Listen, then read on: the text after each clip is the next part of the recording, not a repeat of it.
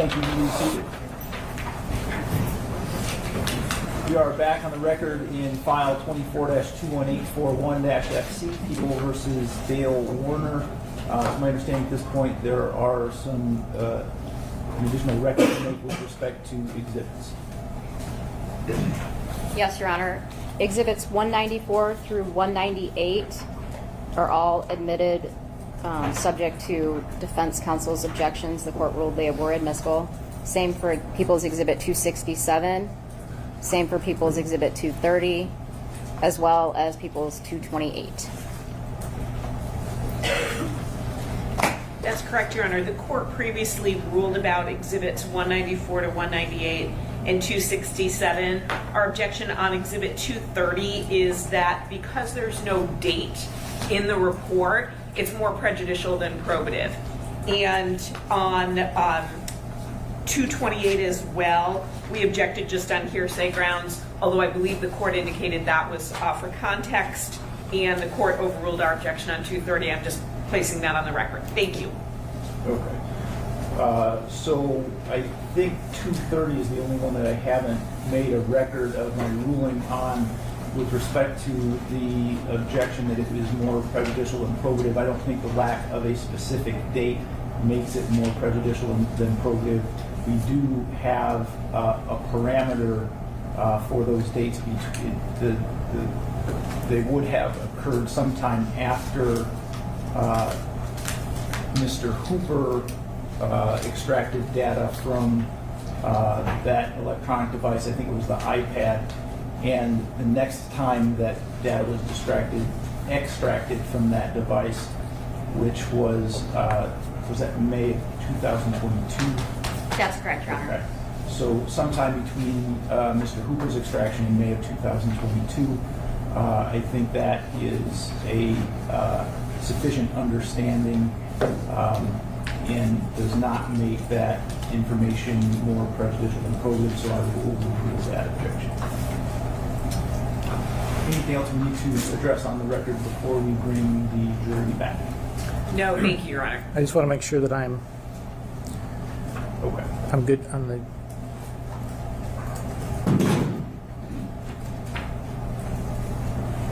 Looks like we're good. Thank you. All right, we are ready for the jury.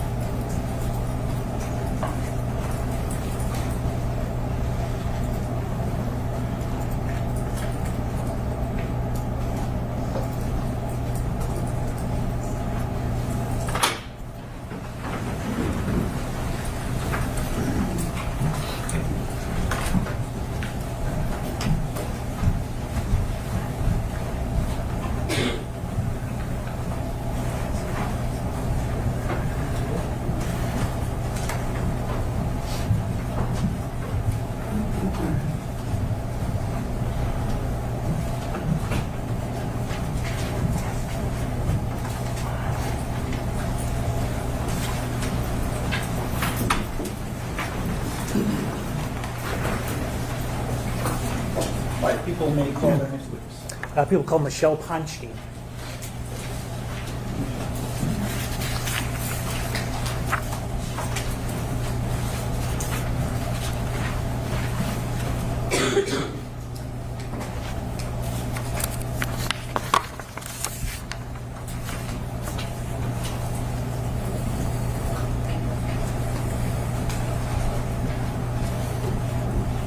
Good morning. If you'll raise your right hand, please. Do you swear or affirm to tell the truth, the whole truth, and nothing but the truth under penalty for perjury?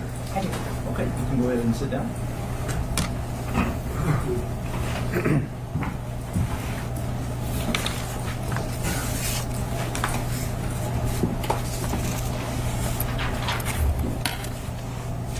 Good morning. Good morning. Please state your name and spell it for the record. My name is Michelle Ponchke, MICHELLEPONSCHKE.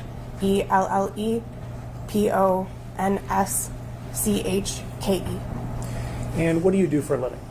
I am a laboratory manager for the Michigan State Police forensic laboratory in Lansing. I work in the trace evidence unit. Okay, and what is trace evidence? Trace evidence typically refers to small pieces of materials that can transfer easily between two surfaces. We typically analyze things like paint, glass, fibers, other materials that also can be compared to each other. We're usually comparing things that we know the source of to something that we don't know the source of to see if they could have been created by the same types of materials. And how long have you worked there? It'll be 13 years this coming end of March, so just under 13. Okay. And what is your educational background? I have a bachelor's degree in chemistry and I have a master's degree in forensic science. Okay. And do you have specialized training when it comes to paint analysis? Yes, I do. What kind of training is that? The Michigan State Police Forensic Laboratory has an internal training program for all of the disciplines that we do in the trace evidence unit. The paint training program entails a lot of readings and analyzing various mock paint samples. I've also done a lot of comparison cases that are with known answers that trained analysts then examine my work. I also had to complete a competency case with a known answer that then I had to testify on the results in a mock court. There was also an oral test and a written test that I also had to complete and successfully pass in order to do casework.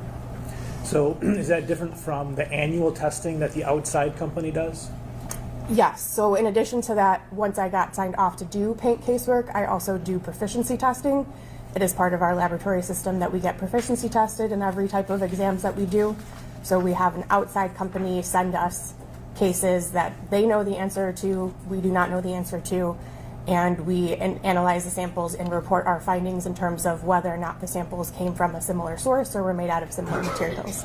So I do a paint proficiency test every year.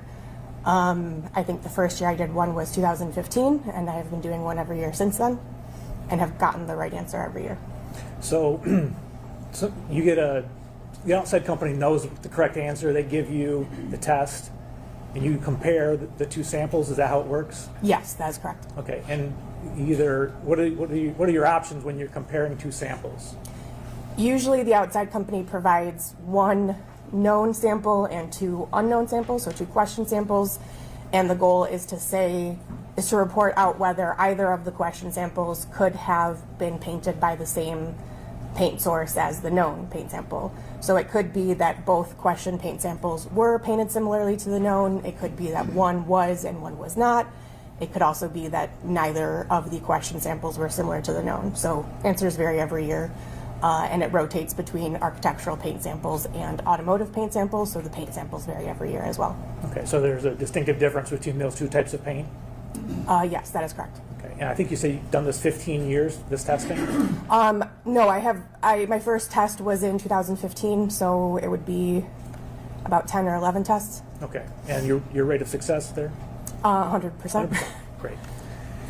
All right. At this point, we would tender Ms. Ponchke as an expert in paint analysis. Court's already made its ruling. Thank you. I had, and she will be so certified. Thank you, Your Honor.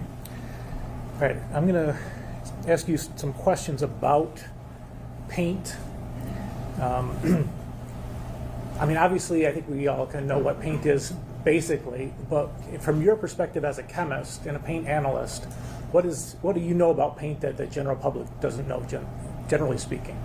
Sure. So paint typically is made up of a solvent, of some binders or one or more binders, additives, and maybe some other contacts, but pigments as well, sorry. So by the time that I'm analyzing it, I'm usually looking at it in its dried state, so the solvent at that point has evaporated, in which case I'm looking at the binder, additives, and pigments, and I'm using various types of instrumentation to compare those binders, pigments, and additives to see if they could be similar to each other or characterize them, as it were. So paint has a lot of different features to it that we can analyze and compare, and also is mass produced, so one type of paint cannot be absolutely identified as the source of another type of paint because it is so mass produced, but we can determine whether paints are similar or dissimilar because they can be made so specific for their uses. Okay. And just for the record, I'm showing the witness people's proposed 300. So you already covered this a little bit, but what is the purpose of you comparing paint samples? The purpose of comparing paint samples usually is to verify whether a question or known sample could have been painted similarly. It also can be used to corroborate witness statements or eyewitness statements. We also are using it as characterization, so sometimes there's, agencies just want to know what type of paint it can be, so we can just use our instrumentation to verify the types of paints that are present in various places, so it can be used as kind of an investigative lead. In cases of hit and runs, if automotive paint is left behind, we can analyze that paint and characterize it and determine using databases what type of vehicle that paint could have come from too. Okay. All right, and as you are doing your analysis, what are you actually physically working with? I am physically working with actual chips of the paint. It can be in the form of paint that I remove from various places. I've been given actual car parts to remove paint from, or I've gone out and removed paint from various sources myself. It also could be chips that an agency has sampled themselves from various places. So can vary in size, but typically I'm looking at paint chips of one or more layers depending on how many times the actual source has been painted. So they can be very, very small, or they can be larger samples depending on what the source is. Okay. And then you already mentioned there's a difference between automotive and architectural paint. Are there other types of paint that you can put in general categories?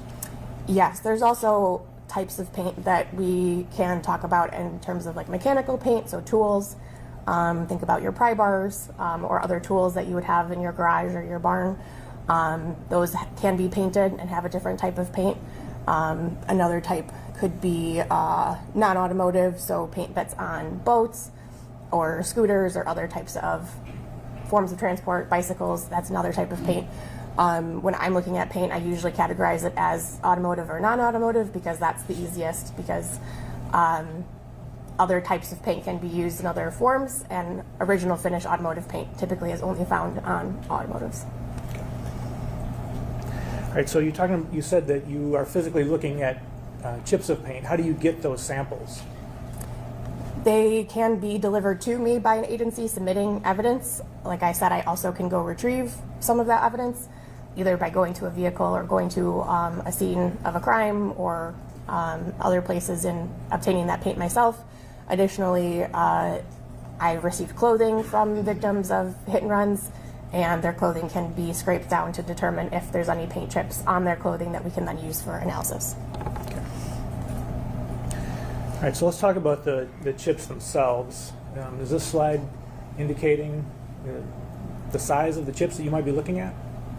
Yes, so this demonstrates paint chips that could have been removed or were removed from debris. So like I said, clothing can be scraped down. There's a lot of debris that comes off of that clothing. It can be dust particles, fiber particles. If they had been outside, a lot of plant material can be on them too. I look through that debris and pull out any potential paint chips to look at further.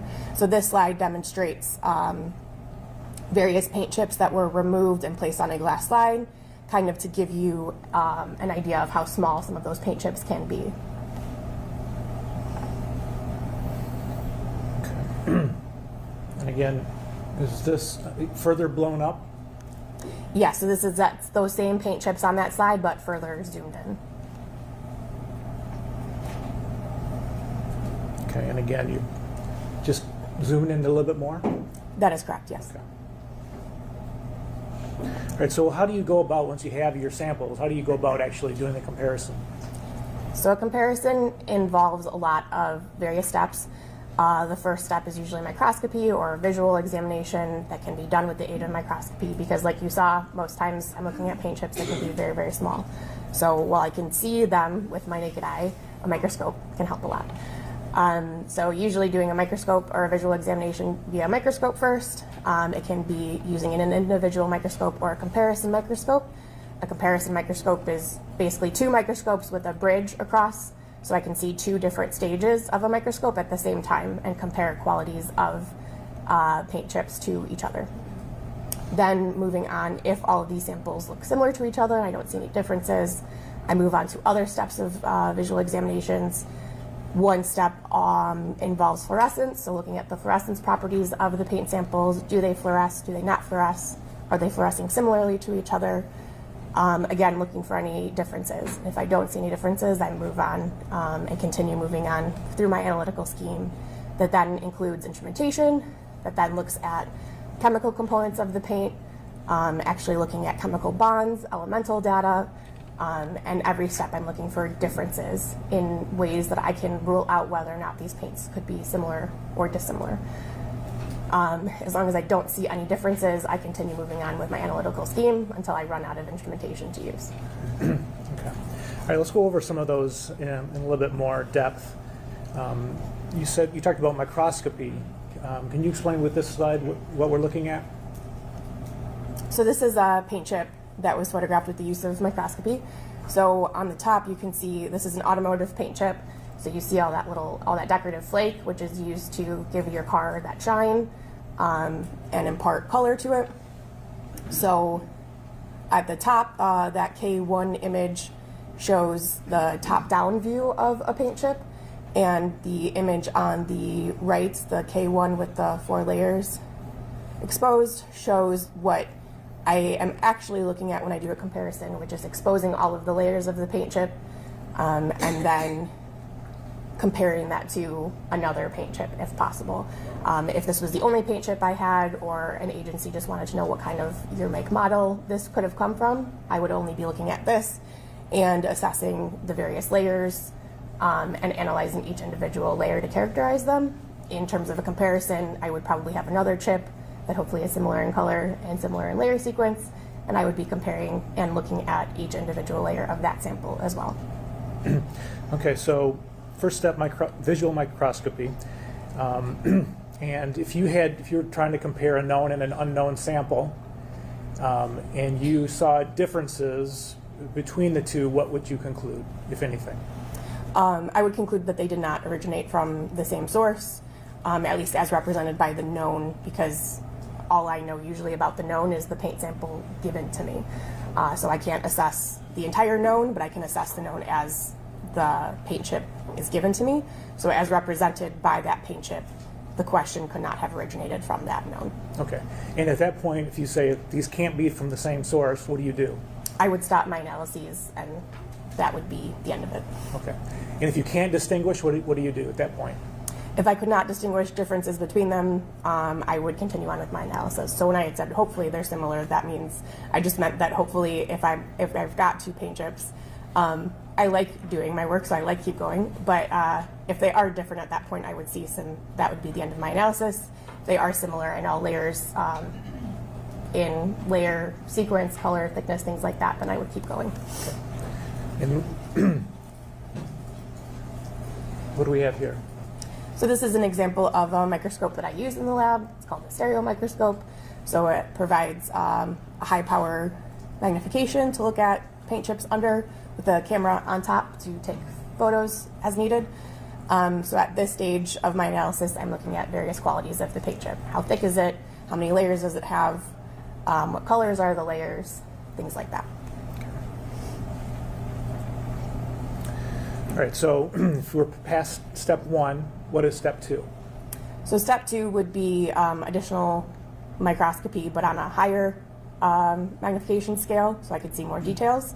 This particular slide shows cross sections of various paint samples, so I would now, that previous image that showed the layers exposed, another way to look at it would be in cross section, so I could see all of the layers at once.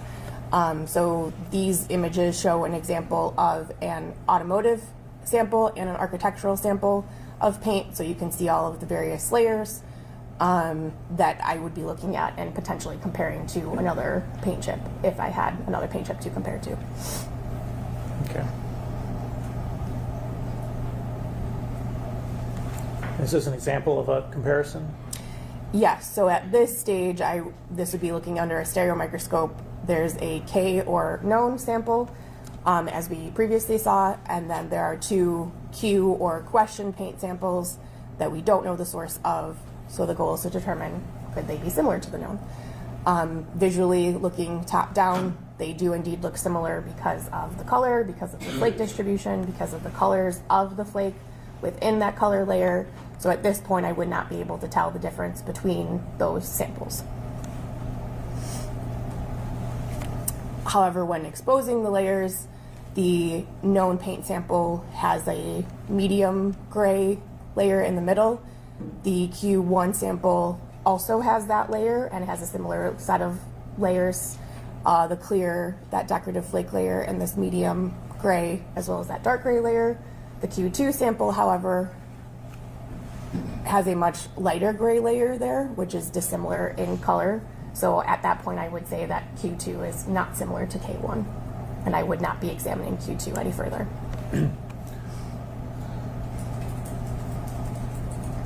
So I got a little bit ahead of myself. All that we just talked about was under the stereo microscope, correct? That is correct, And yes. that's still, that was all step one.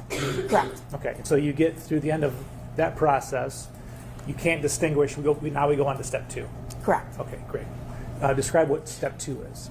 So the next further step would be using a comparison microscope. Like I described, this image on the left here shows the comparison microscope, two microscopes with a bridge across the top, so I can visually examine two microscope stages at the same time. The image on the right is an example of an image taken under a comparison microscope, so that is indeed two different samples that are photographed at the same time under the same magnification. So I can compare under high power magnification using a polarized light microscope, because that's what the two sides of our comparison scope are made up of, which just provides higher contrast, because I'm now looking under very high magnification, so not much light is coming through. So providing higher contrast to see more specific characteristics of the paint. So now I'm comparing side by side a question and known sample, and at this point I could be comparing cross sections, but I also can be comparing actual samples of individual layers of paint as well. So the left and the right image here that you're looking at, are you saying those are the same or dissimilar? Those would be considered similar. Similar, okay. And what other kinds of things can you do with the polarized light microscopy? So the image on the left is another display of a comparison under polarized light microscopy. As you can see, the sample on the left is black paint, but it also has these blue spots throughout. So that's a characteristic that I would be looking at in the question sample. And the sample on the right there is also black paint, but does not have those blue spot characteristics throughout. So at that point, I would say I think these are different, but I'm going to keep looking because I'm already at the microscope, so I'll look for any other dissimilarities. So then the image on the right then shows these two paints under crossed polars. So if you think about your polarized sunglasses, you're now adding more contrast to it to see any other particular characteristics that might show up better under cross polarization. These particular samples do not have any characteristics that show up better under cross polarization, but it's just an example of another feature that I can use under the microscope to compare samples.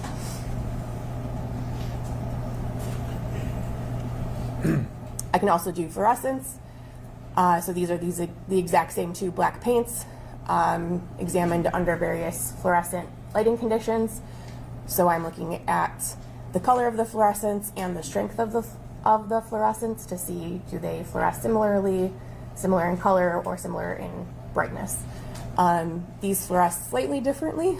The sample on the left consistently fluoresces a little bit brighter than the sample on the right, which I would say is probably a difference that I would note, but because I have already determined that they have those blue flakes in the known sample that were not in the question sample, this is another reason why I would say that these are from different sources. Okay, so now is that the end of the second method that you would use to distinguish between paints? Correct. Okay, all right, so again, you get there, you see a difference in the known and the unknown. What do you do? If I see differences, I would stop my examination. Okay, and if you don't? And if I don't, I would keep going and move on to instrumentation. Okay, and is that what the FTIR is? Yes, so Fourier transform infrared spectroscopy, or FTIR, is examining the actual chemical bonds of the paint. So when I'm analyzing paint, I'm directing an infrared light at the paint sample, and any chemical bonds that can interact with infrared light result in a spectrum with peaks. So each individual peak corresponds to chemical bonds within the sample. So if they have different chemical bonds, their spectra would look different. And if they have all of the same chemical bonds, at least chemical bonds that interact with infrared spectroscopy, their spectra would look identical. So the first few steps you were actually looking visibly, can I visibly distinguish? And now we're like, can we chemically distinguish? Correct. Okay. Is this the instrument that you would use? Yes.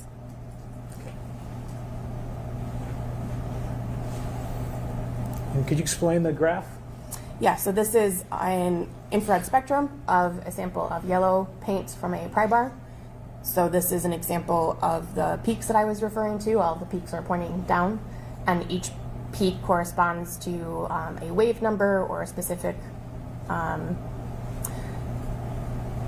number that corresponds to a chemical bond. So I can determine what the chemical makeup of the paint is based on these peaks. Okay, and so again, just to be clear for the jury, the peaks are actually the down. So for example, and you tell me this, looking here at 1750 on the scale, is that what you're referring to? Yes, I believe the peak is labeled 1722, if my eyesight is correct. But each peak that has a label pointing off of it, 1723. Okay. So yeah, the points down are the peaks. Okay, and you know from your training and experience what that means, that they have a down peak right there? Yes, so that particular wave number corresponds to a carbon-oxygen double bond. Okay.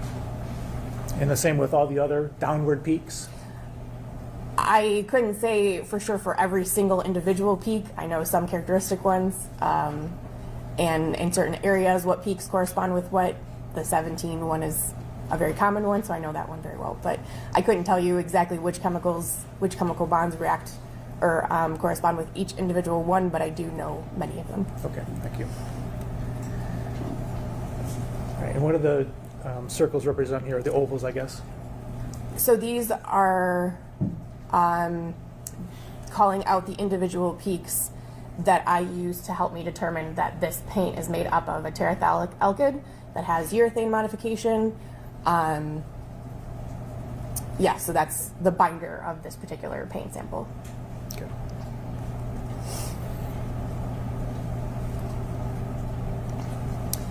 This spectrum also points out that the paint also contains kaolinite and titanium dioxide and calcium carbonate. That was the other one. So those particular peaks that are circled help me characterize it, the additives that are present in that particular paint. Okay, so I think this one was binders, Correct. and this one is additives? Correct. Okay. And what about this one? So this is a comparison between two pry bars. So each individual spectrum is corresponding to a different sample of pry bar paint. There are no differences between these two spectra, so at this point I would continue on with my analyses if I was comparing these two paints, because I cannot tell the difference via infrared. And what's different here? So in this case, these two spectra, also from two separate yellow pry bars, have the same binder, so they're both made up of terephthalic alkyds, but they have different additives. So in general, these spectra look very similar, but they're ultimately different because they contain different additives. So there are different peaks that correspond to those additives that are present in one and are not present in the other. So is there an imaginary dividing line between the left and the right side of this slide? What do you mean by imaginary? So it just looks like the ones on the right are more different than the peaks on the left. It just corresponds with various chemical bonds, so I would say that there's more chemical bonds that are represented on the right side of the spectrum that are what are causing me to say that they're different. Okay.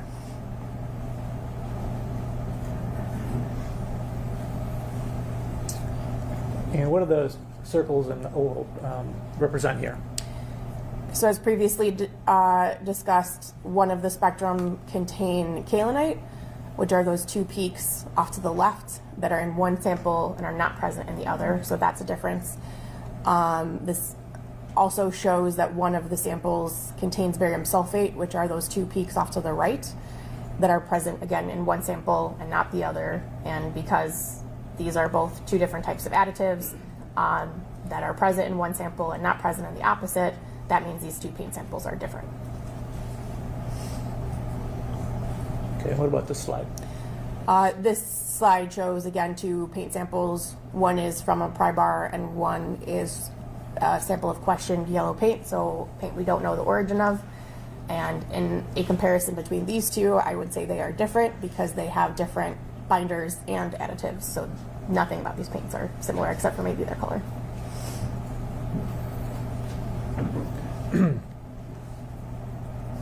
All right, so we're on to another step now, correct? Correct. Okay, and so again, same thing. If you can't distinguish between the two, now we're here to scanning electron microscopy, energy dispersive spectroscopy. Correct. Okay. Could you explain that to the jury? Yes, so SEM EDS is an easier way to say that. This point, I'm comparing samples under a very high power microscope that uses an electron beam to create an image. That electron beam interacts with the sample, and electrons and X-rays eject from the sample, and I measure those using the instrumentation. Those energies that eject from the sample very much correspond to particular elements. So using that instrumentation, I can determine what actual chemical elements are present in each paint sample.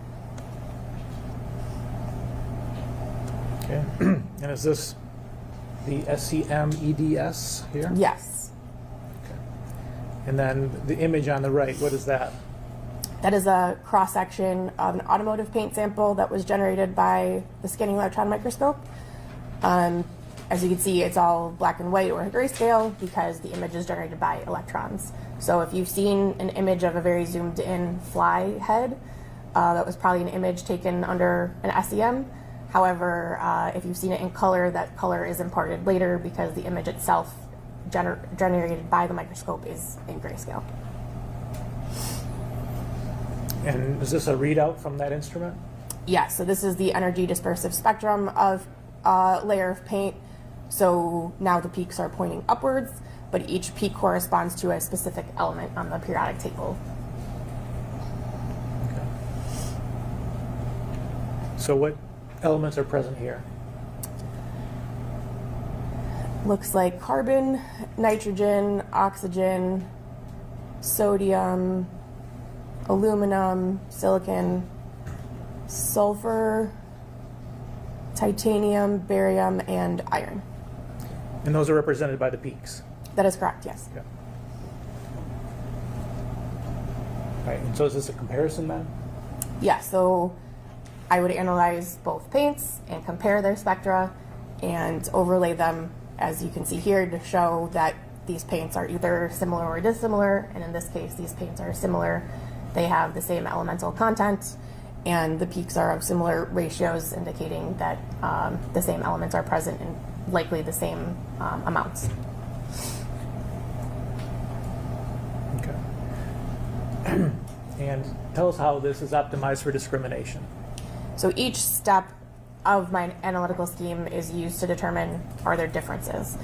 And as I keep going, I'm using more destructive techniques that then are pulling at more and more information about the paint that can provide more detailed information about the paint, is what I should say. So adding more and more instrumentation gives more information about the paint that then can give me a better idea of whether or not they are from different sources. So going from visual examinations, do they look similar, down to now the elemental content, are they made up of the same stuff? If they were dissimilar at previous steps, obviously, like I said, they would be done with the exam, but once we get down to the elemental level, it's harder to say whether or not they could have come from different sources, because they're, at that point, I only use exams that show they're made up of similar content. All right, so as you reach your conclusions, what are some examples? So we use an association scale in the trace evidence unit when we're comparing materials. So one of the examination conclusions could be that they're dissimilar, so they did not originate from the same source, which would be an exclusion. I could also say that they're similar to one another, and that they could have originated from the same source or any other source that is similar to this, because like I had said, paints are mass produced, so there are other possible sources of this paint that are also similar that I could not differentiate. It's also possible that I can't reach a conclusion, or samples are too small to do the entire analytical scheme on, in which case I can't reach a full conclusion. All right, so you mentioned that you kind of have an association scale, is that correct? Correct. All right, can you explain how that works? So when I complete my analyses, I report out my findings, and each report includes a conclusion with something from the association scale to kind of clarify what that conclusion means. So like I said, two paints that are dissimilar to each other on our scale is an exclusion. They did not originate from the same source. There's other levels of association. So two paints that are similar to each other would fall at the middle of that scale, which is a level 3 association, which means that these two paints are similar to each other. In all of the exams that I conducted, I cannot tell the difference between these two paints. However, again, because they're mass produced, there are other sources that could also be indistinguishable from these paints. Okay, so this is used by the Michigan State Police, your unit? That across is the board? correct. Okay. So let's talk about the specific. So you said that 3 is when you cannot tell the difference. What would be the difference between a 3 and a level 1? So a level 1 is used when the paints can be physically fit back together, kind of like puzzle pieces. We call that a physical fit. At that point, we would identify that these paints we would say that this known source is identified as the source of the question paint because they fit together. That fit would not be expected between any other paint sources, or two paint samples, I apologize. So that can only happen when we have a physical match between two paint sources. Okay, so is this an example of that? Yes, so on the left we have an image of a vehicle hood that had paint missing from it, and various paint chips have now been fit back to the hood. The image on the right is a zoomed in image of that to show a paint chip lined up with the hood, so you can see that the edges align, that there are scratches or striations that also correspond across that crack. So at this point, an analyst would say that that is a physical fit, and that question paint chip originated from the hood. So you've got a top piece and a bottom piece, correct? Correct. And you're saying that one of those is from maybe the scene of a hit and run, and the other one is from the car you're trying to match to. Is that about right? Yes, that is correct. Okay. And then because it matches up perfectly, you're saying this came from that car. Correct. Okay. Is there any other way to get a level 1 match? Association, I'm sorry. No. Okay. So again, what's level 2 now? So level 2 is a high degree of association. This means that, again, the paints are similar in all examinations performed, but there's a little bit more about the paint that's more rare in the population that they represent. So an example that's provided is samples that have a lot of different layers and are maybe of different colors, or are just more unique in the population that wouldn't be expected between other possible, other known sources. Okay. So is this an example of that? Yes, so that's an image of, under the comparison microscope of two paint samples from a vehicle. There was suspicion that two vehicles came in contact with each other and paint transferred between the two vehicles. So one sample is the known paint from one of the vehicles, and one is a question paint sample from another vehicle that possibly came in contact with the known vehicle.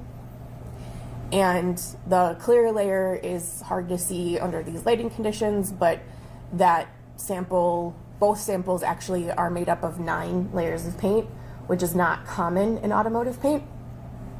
So because both samples have 9 layers of paint and each individual layer of paint is similar, was similar under all examinations performed, this makes it a little bit more unique of an association in that there are more layers that are similar, and 9 layers in an automotive paint sample is not common in automotive paint.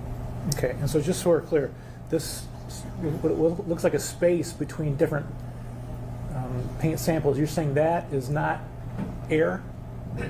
Correct, that is a clear layer of automotive paint. Okay, and same for this layer down here? Correct. Okay. All right, so what makes this a level 2 is that you've got not just one, but multiple different layers that all match up in terms of their analysis. Not only that, but because of the population that they originate from, automotive paint, the 9 layers is what makes it a bit more unique. Okay. All right, so you're saying, I think you already mentioned that a level 3 association, excuse me, is when you can't distinguish. You go through all of your steps, the 5 steps that we talked about, the visual steps, the chemical steps. You can't distinguish. That's where we're at level 3? Correct. Okay. And then are you able to tell, for example, like at a level 3 association, the manufacturer of the paint? No. And are you able to tell within a manufacturer, if you know like the manufacturer of it, are you able to tell like the batch that this came from? No. All right, so let's go over level 4 and level 5. So level 4 is a limited association, which means that all of the exams were indeed similar. It's just that there's something about them that, about the samples that makes the paint a little bit more common in the population, or that there was something about the sample, maybe one of the question sample was smeared onto a surface, so it's a little bit harder to examine and compare, which makes the association a bit more limited because I can't measure or examine as many properties as I would like about it. A level 5 is an inconclusive, which means that there are differences between these samples, but I can't assess if these differences are due to them being of different sources, or if there's differences because of things like contamination or because of the source of where these samples originated from, things of that nature. Okay. So if like paint had dirt in it when it was applied, would that be something that would make it inconclusive? That could be a reason, yes. Okay. All right, and there are a couple other results that you could return with? Yes, so these are outside of the associations. Unsuitable for comparison means these samples, I can't draw a conclusion between the two because these samples aren't suitable to be compared to each other. Elimination means that these samples did not originate from the same source, they're different. Inconclusive non-association means that there are dissimilarities between the two samples, and there's limiting factors that prevent me from determining how important these differences are, and it's a safer bet to say that it's inconclusive. Okay, thank you. All right, now let's turn to this case. Did you examine the tank that's at issue in this case, tank 34? Yes. And what did you do? I collected various paint samples from one end of the tank.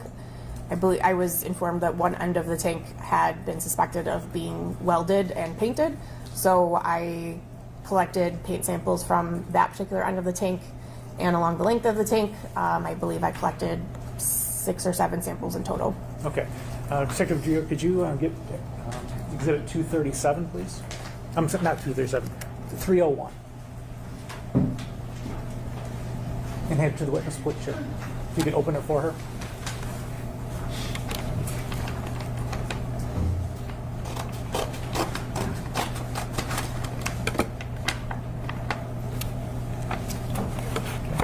Looking at people's 301. You recognize those things? Yes, so People's Exhibit 301 is an envelope labeled container LV6. It contains various envelopes that I would have collected.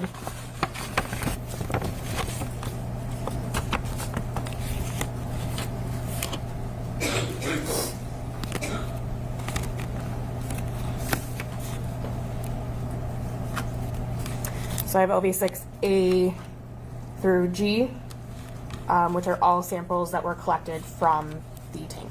Okay, so how many in total? A, B, C, D. So that's seven.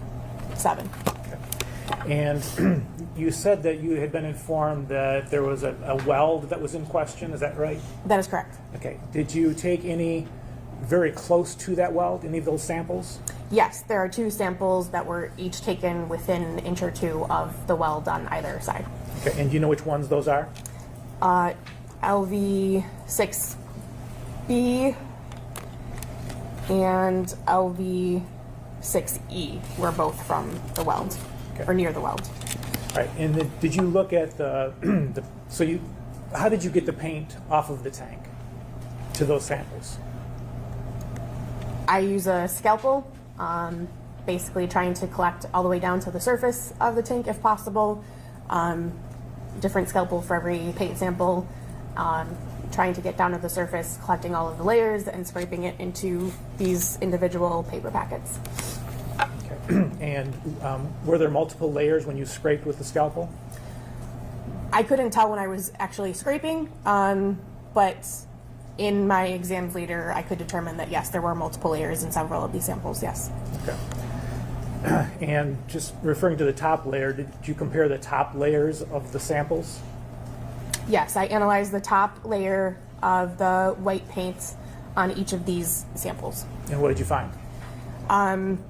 They were all similar to one another. The white paint that was the top layer of each of these individual 7 samples were all chemically similar to each other.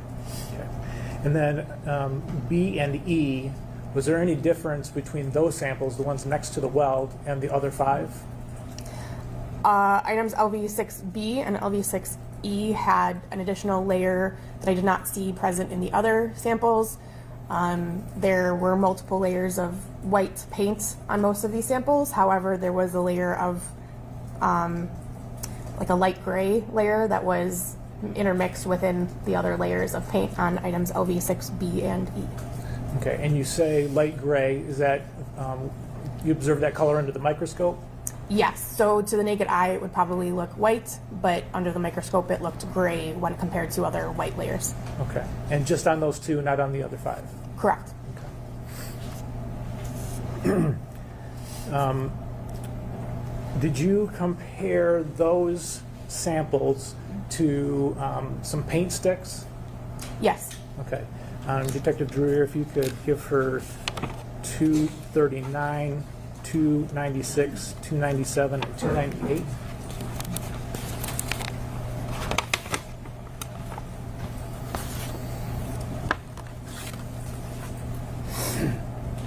You recognize those? Yes. Okay. And what are they? People's Exhibit 239, 296, 297, and 298 are stir sticks that I received to analyze. Each one, I believe, was obtained from a different paint can or a different source of paint. Okay. And can you tell which source of paint is associated with each of those sticks? There's a piece of paper with each stir stick that describes where they were obtained from.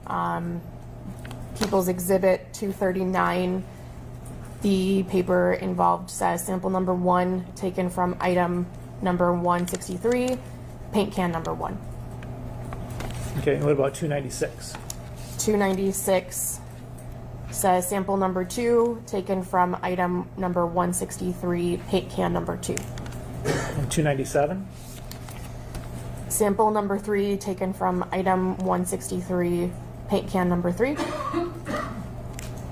And 298? Sample number 4 taken from item number 164, clear plastic container with green lid.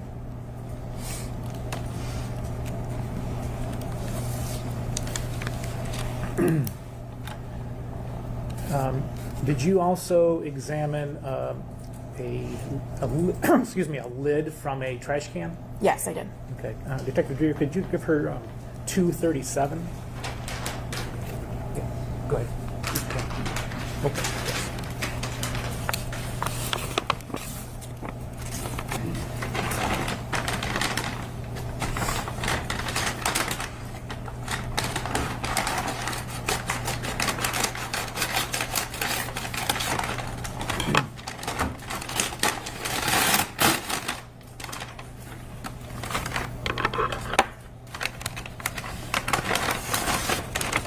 Do you recognize what's in what's People's 237?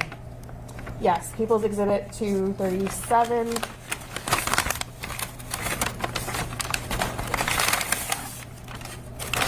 is a trash can lid that I examined. And you specifically the paint from that lid? Yes, so I sampled an area of paint from the trash can lid. Okay. And so what things that you have up there right now did you compare against each other? So samples from LV6, the top layer of paint was analyzed, and because the top layer of paint chemically was similar amongst all of the samples, only one of the samples then was used to further compare to the stir sticks. Okay. So I used LV6A as a representative sample of that top layer of paint, and chemically analyzed, visually analyzed, did all my analytical scheme, and compared the top layer of white paint to each of these stir sticks first, and then compared to a sample of white paint on the trash can lid. Okay, and so when you compared LV6A from the tank to stir stick number 1, which is People's 239, what did you find? People's Exhibit 239, the stir stick number 1, was similar in all examinations performed to that top layer from LV6A. Okay, and so does that give you a association level?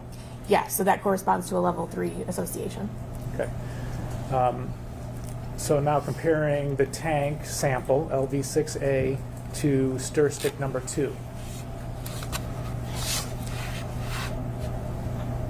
To clarify, People's Exhibit 296. 296, yes, thank you. So People's Exhibit 296 was also similar in all examinations performed to the top layer of LV6A. Okay. So also level 3? Correct. Okay. All right, so now as compared to number 3, which is People's 297. People's Exhibit 297 was dissimilar to the uppermost white layer of LV6A. So that was an elimination. Okay, so that paint that came from that stick was not used to paint the tank. That top layer, no. The top layer, right? Okay. And then the stick from 298, the plastic container. People's Exhibit 298 was also dissimilar to the top layer of LV6A, so also an elimination. Okay. Now, you also said you compared the tank, LV6A, to the trash can lid, which is People's 237. Did you make an association there? Yes, a sample of paint that I removed and analyzed from People's Exhibit 237 was also similar in all examinations performed to that top white layer of LV6A. Okay. So the top layer of the tank, paint sticks number 1 and 2, which is 239 and 296, and the lid 237, all 3 of them had a level 3 association. Is that correct? That is correct. Okay.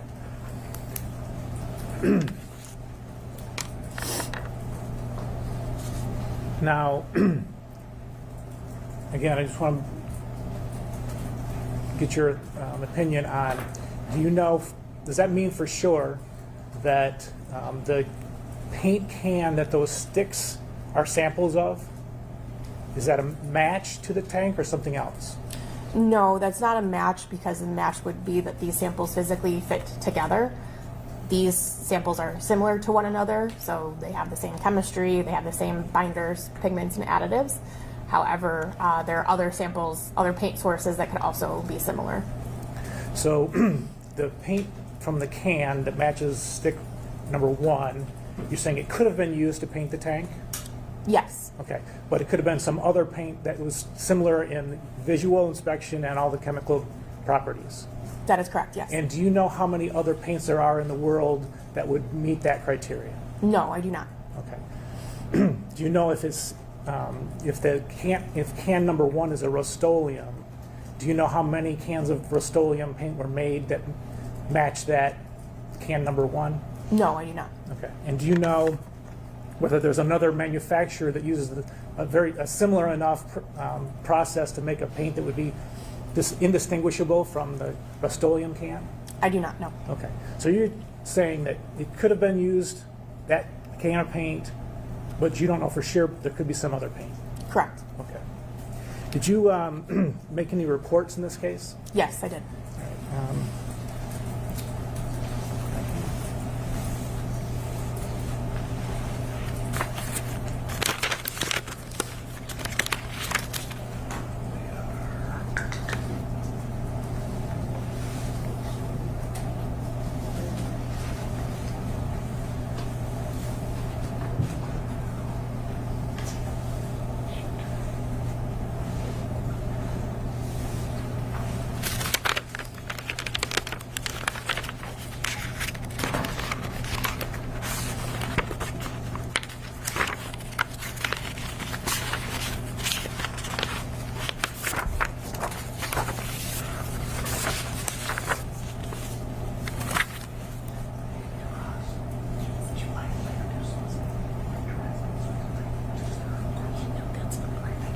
All right. That's all I had at this time. Thank you. Oh, here they are. They're underneath. All right, showing you it's been marked as people's 202, 203, and 253.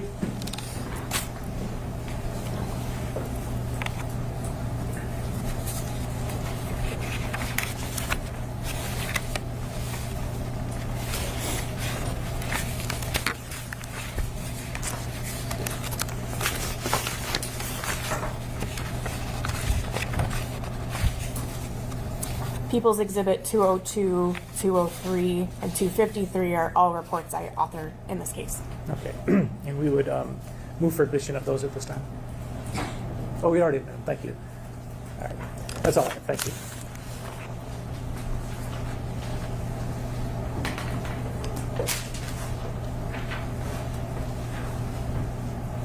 Ms. Punchke, good morning. Good morning.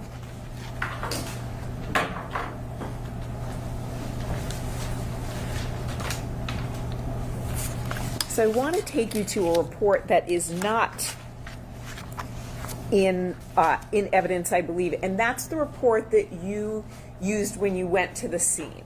So you went to the scene on February 25th, 2025. Is that correct? That is correct, yes. And if you need to review that report, please let me know.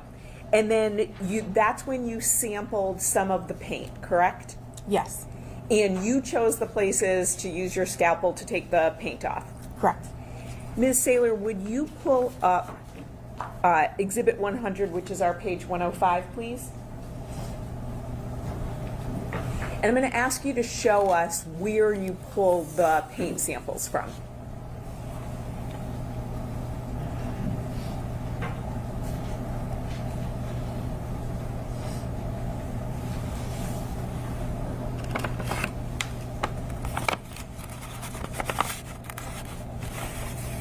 Well, while that's coming up, I'll ask you a few other questions and then we'll go back to that. So when you were doing your work, sorry, I just wanted to make sure you were looked like you were kind of organizing things up there. Some paint adhered to the plastic wrap. So there was plastic wrap around the tank, is that accurate? Yes, that is correct. And then some paint adhered to the plastic wrap when it was taken off? Yes. You didn't use those samples though, correct? No, there were areas of the tank where paint did remove from the tank onto the plastic wrap. However, those areas were noted, and areas sampled from included not those areas as much as possible, so that samples taken of the tank were as representative as possible. And then also there were some stickers on the side of the tank? That is correct, yes. And then some of those stickers were peeled back as well, correct? I don't recall. So would looking at a copy of your transcript when you earlier testified be helpful? Yes.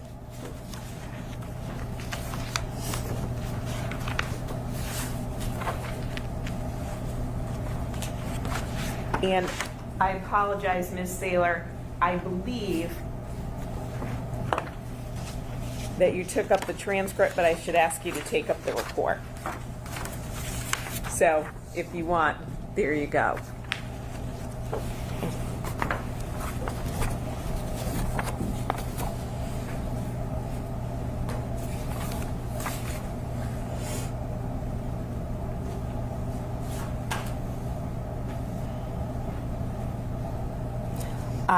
Yes, so some stickers peeled back once the plastic wrap was removed. So this tank had been wrapped in plastic. When the plastic was removed, some paint was removed. You said that, correct? Correct. And then also some of the stickers pulled back as well? Yes. Thank you.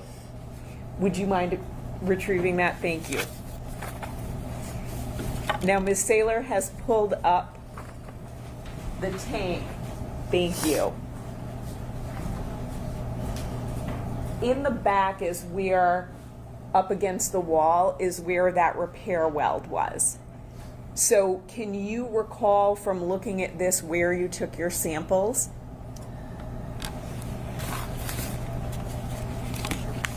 And are you looking at a report to help refresh your memory? No, actually, sorry. Can I look at the actual paint samples themselves? to Sure, refresh my memory? absolutely, yes. We So- just have to note on the record if you're referring to something that's not from your memory. So go ahead. Understood.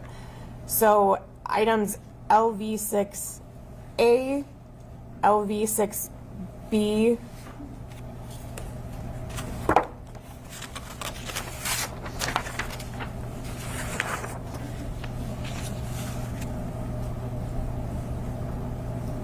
I believe just LV6A and B were obtained from this side of the tank that you can see in this image.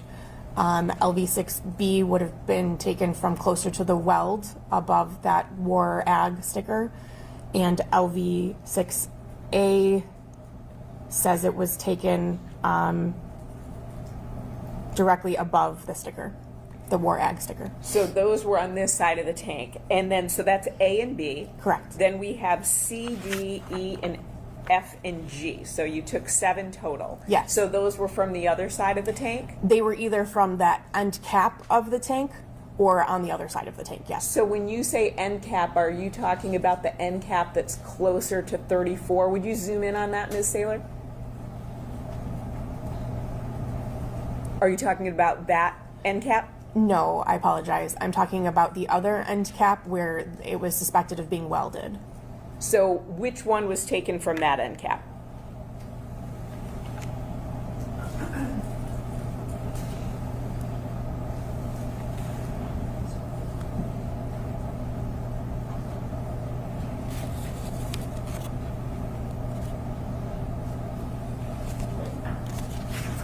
Items LV6C and LV6D were both taken from the actual cap itself. So C and D were taken from the end cap.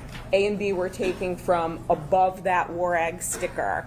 And then the other 3 you say were taken from the on the other side of the tank? That is correct. The tank that's the side that's not visible to us in that photograph? That is correct. Great, thank you. So then the lab reports that Mr. McCready discussed. So lab report number 12, which I think is what you might be referring to when you were looking at the paint samples. So lab report number 12 was completed on June 25th, 2025, correct? That is correct, yes. And you received the items on February 25th, 2025. That was when the paint samples were collected from the tank, yes. Thank you. So A to G, those are the samples taken from the tank, and I think you said they're all similar to one another, correct? The top layer was similar The to one top another. layer. Okay, great, and we'll get to that. And then they were dissimilar, though, to 17 and 18. So that would be can 3, and then the lid. or excuse me, the container? There was like a Tupperware container? Samples 3 and 4. Yes. So samples 3 and 4 correspond to my item 17 and 18, and yes, the top layer of the white paint from these LV6 items were dissimilar to those items. So essentially you had 3 paint cans, and I know you didn't have the physical cans themselves, they were stir sticks. But so you had 3 paint cans and then like a little Tupperware container that had paint in it. And so the Tupperware container and can 3 you said were dissimilar, but you thought these were similar to cans 1 and 2, correct? That is correct, yes. Thank you. And then I know you went through the association level, so you reached a level 3 association, indicating that items are consistent and could have originated from the same source, or they could not have originated from the same source. They could have originated from any source that is similar in all characteristics. So they all could have come from can 1, right? Correct. Or they all could have come from can 2, That is correct. or they all could have come from another can. That is similar to cans 1 and 2, yes. Thank you. So then you conducted further testing.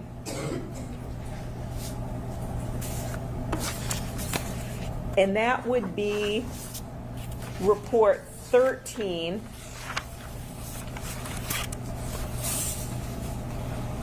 And you received items on March 10th, 2025. You completed the items on July 23rd, 2025, correct? That is correct, yes. And this is a situation where you are looking at the layers of the paint? No, I believe this report included the comparison to the trash can lid, or People's Exhibit Correct. 237. Oh, correct. Okay. So you had the trash can lid. That was added in addition to the plastic container and then the paint stir sticks, correct? Correct.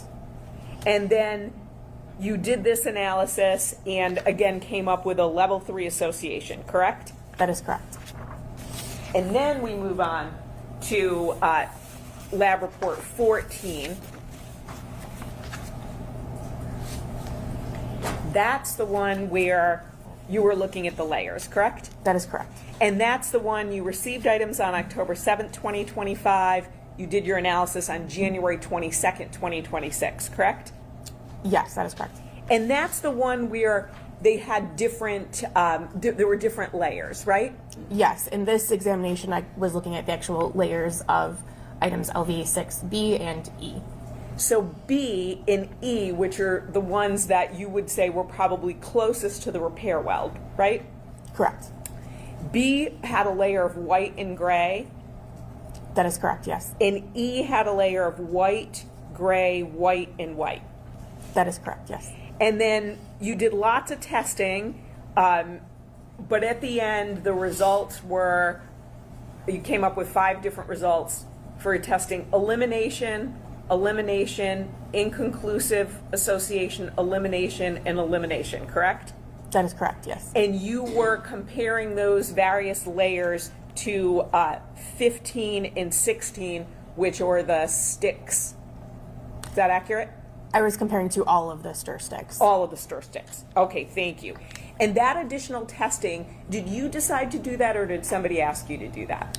I was requested to do that. I had, after completing the 2 prior reports, so People's Exhibit 202 and 203, I had advised Detective Druyer that I had seen additional layers of paint and asked if it would be helpful for me to analyze those layers of paint and do further comparisons, and he requested that I do them.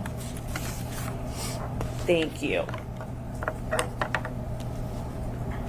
Now, is there a level of subjectivity to the paint analysis? I don't believe so, no. So when you're looking at the peaks, is there anything that 2 reviewers or 2 examiners might look at that and come up with a different analysis? I don't believe so, no. Were there any different peaks in this case where you had to make a subjective opinion? No, there were not. Were there any different peaks in this case at all? Depending on the paint samples, yes. Okay, so talk to me about that. So, of the known stir sticks, People's Exhibit 239 and 296 were chemically similar to one another, so I could not tell the difference between those two, including their infrared peaks. People's Exhibit 297 and 298, they were dissimilar to the other two People's Exhibit 239 and 296. So I was able to categorize the stir sticks into 3 categories essentially. So I was provided 4 stir sticks, and there were 3 different chemistry profiles, let's say, that originated from the analysis of those 4 stir sticks. So let me ask you a specific question. A is the from the tank, and 16 is the stir stick for can 2, correct? Correct. Now, what does this mean? Spectre of item LV6A and item 16 had an inversion in their 1385 centimeter-1 peaks, making it look like there were 2 peaks in that region. It has been determined under CR number 12 that this was due to a 1385 centimeter-1 peak appearing in the background being subtracted out of these spectra. What does that mean? Can you repeat that? I'm sorry. Sure. And do you want to see that? That would be very helpful, yes. Great. It's page 91, please.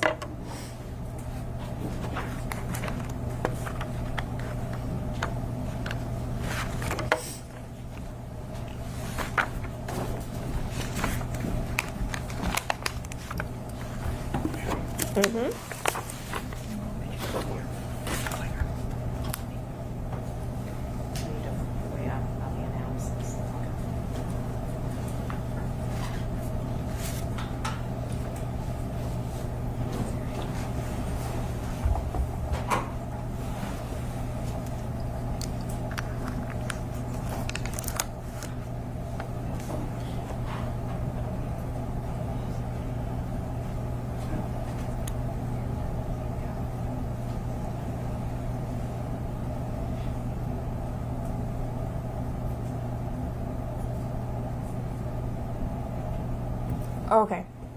Thank you. So you're the analyst, correct? Correct. I saw that. And so you typed those words, right? Yes, I did. Okay, so tell us what they mean.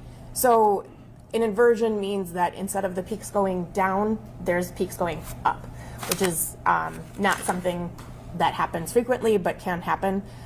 Usually that means there's background interference on the instrument. So I can diagnose that as an issue with the background itself, and not necessarily an issue, but something that can occur on the instrument.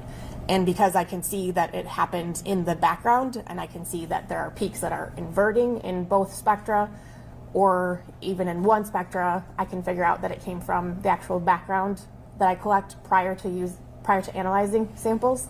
In which case I know why those peaks are inverting, because that's taking it from the background and adding it to the spectrum. Is there another reason why peaks might invert? It's very possible, but not that I'm aware of. So you made that determination that this was something that was related to background, correct? Yes, correct, yes. Thank you.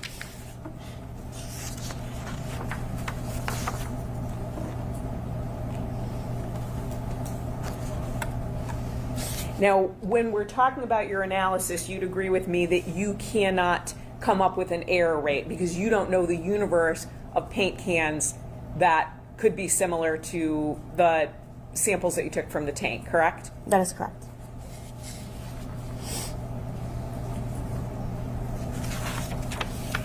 And I think when you were talking to Mr. McCready, you were very candid. You have absolutely no idea how many cans of Rust-Oleum exist in the world, right? That is correct. And there's not, is there a way for you to find that out? Can you ask the manufacturer? It's possible, but I don't think they would be very frank about how many cans they've created in the past year or so, so I did not. And you don't know when these cans were purchased, correct? Correct. You don't know how many of them were sold in Michigan, anything like that, right? No, I do not know that. Do you know if Rust-Oleum is a common paint? As a homeowner, I know that it's a common paint, but as a paint analyst, no. Okay, that's fine as a homeowner too, right? So you can go into Home Depot, Lowe's, Menards, Ace Hardware, anywhere, and probably find a can of Rust-Oleum, right? Probably, yes. And it wouldn't surprise you that there's probably cans all over Adrian County in people's houses, garages, cellars, barns, everywhere, right? That would not surprise me, no. And when we talk about the association scale, the reality is that paint is mass produced, correct? That is correct, yes. And it's so mass produced that, again, you can't even designate this to a particular manufacturer, correct? That is correct. So we're talking about Rust-Oleum, but it also could be Benjamin Moore, Sherwin-Williams, it could be anyone, right? It could be any manufacturer that used the same chemical makeup to create their paint, yes. And when you talk about the paint samples being similar, you, again, can't tell us if we're talking about the universe of similar paint cans being 100,000, a million, 10 million, and you're very candid about that. You don't know what that universe looks like, correct? Correct. I have no additional questions. Thank you, ma'am.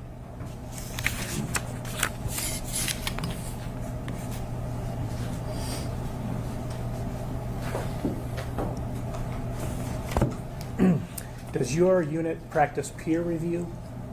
Yes. Could you describe that for the jury what it is?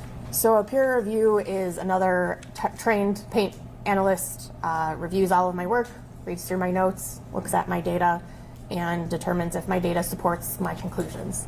At that point, they would tell me whether or not they agree with my conclusions or if they do not agree. And they would return it with comments saying these are things I think that would make more sense to clarify in your notes, or these are decisions that you made that I disagree with, things of that nature, and we would discuss the case. Okay. And were your findings here peer reviewed? Objection, hearsay. Unless another analyst is testifying, it calls for hearsay. It goes to the conclusions that she reached and the process that she reached them by. I mean, she can. So the question was, have they been peer reviewed, right? Right. So, And the result, I guess is what I'm asking. so if you're going to ask about the result, I believe that is hearsay. Okay. Thank you. If it's just whether or not they have been, I don't think there's a statement there. Okay. So have they been peer reviewed? Yes. Okay, thank you. Second of all, you said that there was next to the welds, next to the weld on either side, this gray layer that would appear white to the naked eye. The question is, were you given a sample of something to compare? Were you given a sample of spray paint to compare to that gray layer? No, I was not. Okay. All right. The last thing, Your Honor, if I may, I'd like to publish the trash can lid to the jury at this time. No objection, thank you. You may go ahead.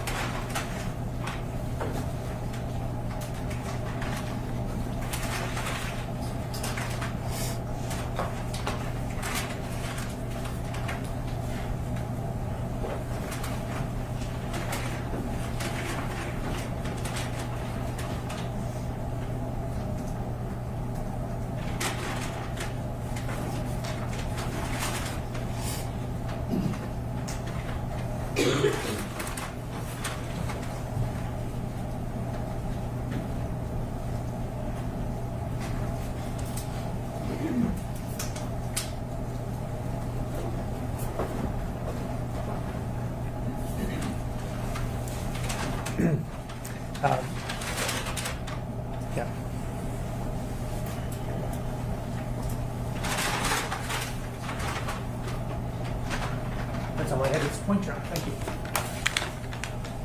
Any further questions, Ms. Sharkey? No, thank you, Your Honor. Okay. Where the people are concerned, she may be released from her subpoena. No objection, thank you. Okay, thank you, Ms. Paczki. You are free to go. You may. Comment from the jury that they've been a little distracted by some of the conversations that are taking place in the gallery, so just ask you to be mindful of that and keep it to a minimum if you can, so that we're not distracting our jurors. Are we otherwise ready to bring them back? Yes. Yes, Your Honor.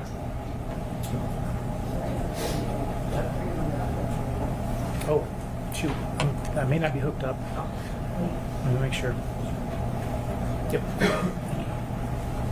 Yep, we're good. Yes, thanks.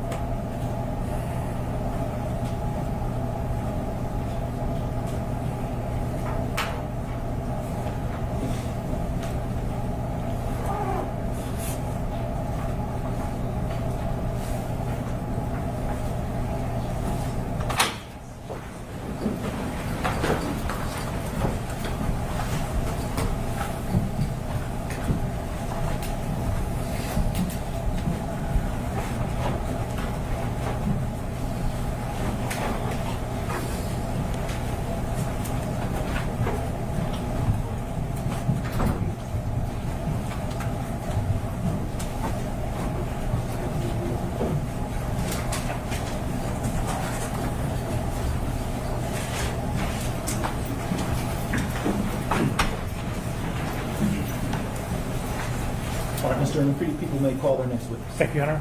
People call Amanda Set.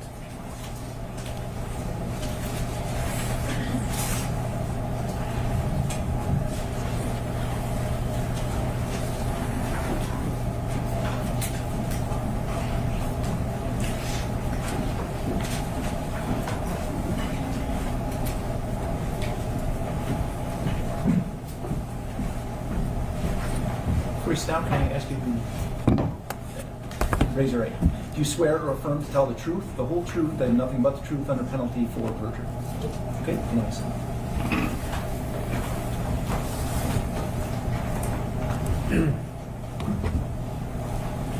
Hi, good morning. Good morning. Please tell us your name and spell it for the record. My name is Amanda Isett, AMANDA-ISETT. Great, thank you. And what organization do you work for? I work for the Michigan State Police. And your job title? I'm a forensic scientist in the Northville Laboratory in the latent print unit. And how long have you worked there? I've worked for the Michigan State Police since February of 2017, and specifically in the latent print unit since August of 2019. And what about your educational background? I earned a Bachelor of Science degree in neuroscience from the University of Michigan in 2013, and I earned a Master of Science degree in crime scene investigation from the George Washington University in 2016. Okay. And your primary job duties at the lab? My primary job duties include processing evidence that's submitted to the lab and comparing latent prints to known impressions. And I'm also part of the crime scene response team. Okay. In terms of the fingerprint piece of it, do you have specialized training? Yes, I do. And what does that consist of? The training for the comparison of latent prints is an approximate 2-year training program, and it includes quizzes, readings, discussions with my trainer, practical exercises, and external trainings as well. Okay. Is the lab that you're part of accredited? Yes, it is. How so? It's accredited by ANAB, which is an acronym that stands for American National Science Institute National Accreditation Board. Okay. And in terms of the fingerprint analysis that you do, is there something in place for quality review of your results? Yes, there is. And what is that? We have some systems in place for quality review. We do technical and administrative reviews of all of the reports that go out, and we also have a verification process that we do. Okay. And so every time you release a report, it gets verified? Every time I release a report, it's technically and administratively reviewed. Okay. All right. So tell us, what is a latent print? A latent print is the chance reproduction of the friction ridge skin. So the friction ridge skin is the specialized skin that's on the palms of your hands and the fingers and the bottoms of your feet, and it's left behind when you touch an object. Okay. And then how do you get that to analyze? How do you get it from a person's finger or whatever? So typically when you touch an object, you may leave a latent print behind. So either the latent print is submitted to us as a lift, which means it was powdered and then lifted with tape, or it's submitted on an actual item of evidence, and we have processing techniques that we can use to develop the latent prints that are on the items. Okay. And if you're doing a comparison, what do you compare that latent to? The comparison is the latent to a known impression. Okay. And where do you get the known impressions from, generally speaking? Generally, so a known impression is an intentional recording of someone's friction ridge skin, typically of their fingers or their palms. And usually we can get those fingerprint cards from AFIS, which is the Automatic Fingerprint Identification System. We can get the known impression cards from that. Okay. All right. Is there something called a comparison value? Yes. What is that? Comparison value just means that there's sufficient information within the latent print that I can move forward to compare the latent print to a known impression. Okay. And then the acronym or the initials ACE-V, does that mean something to you? Yes. What is that? ACE-V is the methodology used to compare latent prints. ACE-V is an acronym for Analysis, Comparison, Evaluation, and Verification. And that's the process you use? Yes. And why do you use that process? This is the process that we use to compare latent prints because we're analyzing and looking at the latent print before we ever look at the known. So the analysis is just taking in all of the information that's available within the latent print. We analyze it, document all of that information, and then in the comparison phase, we'll move to looking at the known impression. So we'll do a side-by-side comparison of the latent print and the known impression right next to each other. And then evaluation is just determining what my conclusion or opinion or the result will be. And then the V is for verification. So a second examiner comes behind me and does an independent examination of the latent print to the known impression. Okay. And is ACE-V unique to the Michigan State Police? No. Who else uses it to your knowledge? It's well used throughout the entire fingerprint discipline worldwide.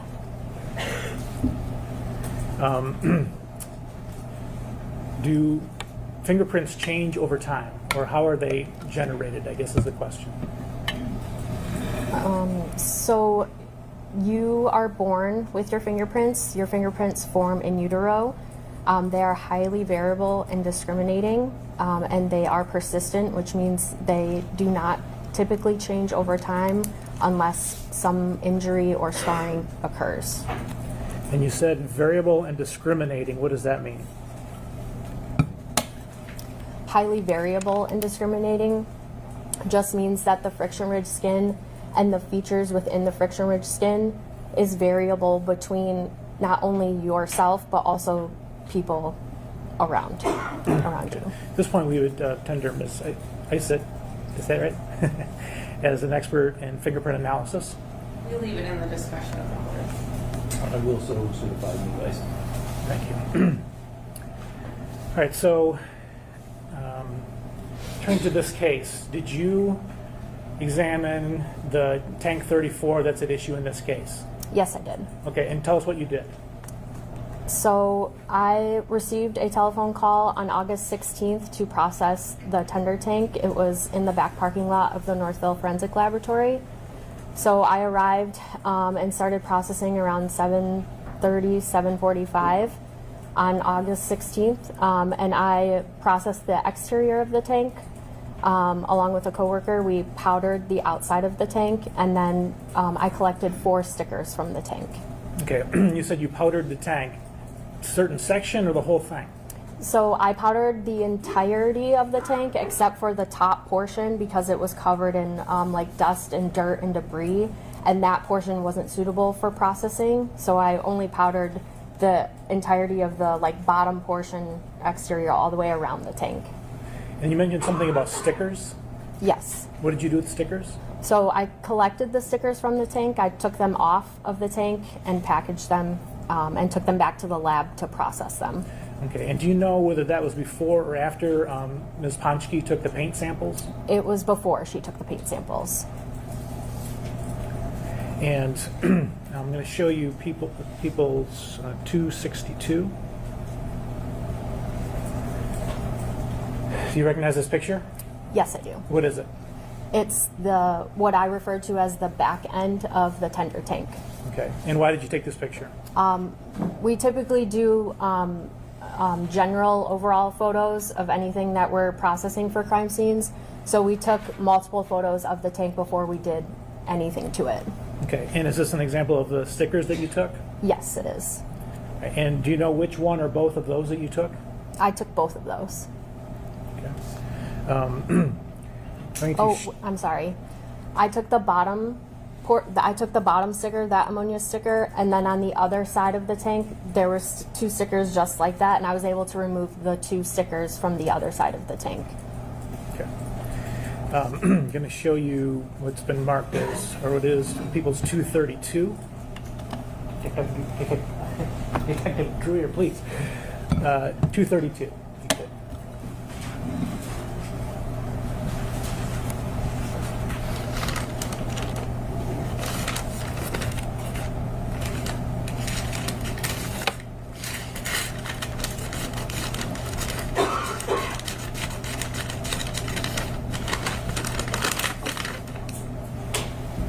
If you could remove that, please.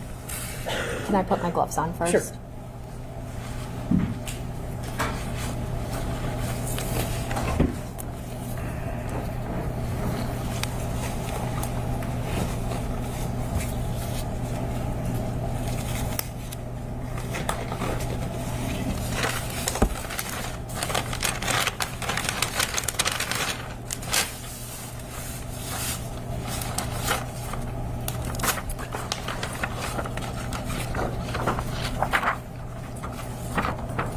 Do you recognize that? Yes, I do. And what is it? This is what I called LV1A ammonia sticker. Okay, and do you know which one that is in relation to this picture? It's the bottom one in the picture. Okay. And so is this the tank with that removed? Yes, it is. Okay, and then the picture saying LV1A, is that what you're holding? Yes, correct. Okay. All right, and so looking at the back side of that, well, first of all, on the front side, did you get anything from the front side? No, I did not. Okay. Did you do anything with the back side to try to get latent print? Yes, I did. What did you do?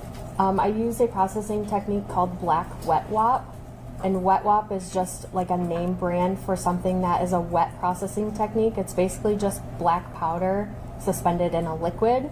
So I just took a paintbrush and I painted the black wet wop onto the sticker, and then I just rinsed it off with water. And the black wet wop adheres to any residue that's left behind from a latent print. Okay, and did you get a latent print from doing that? Yes, I did. All right, and is it indicated in this photo? Yes, it is. Where in the photo? I marked it on the actual sticker with the name of the latent print, which is LV1A-1, and it's right by the scale. That's also in the photo. Okay. And it's on that sticker as well. Yes, it is. Could you just show it to the jury, please?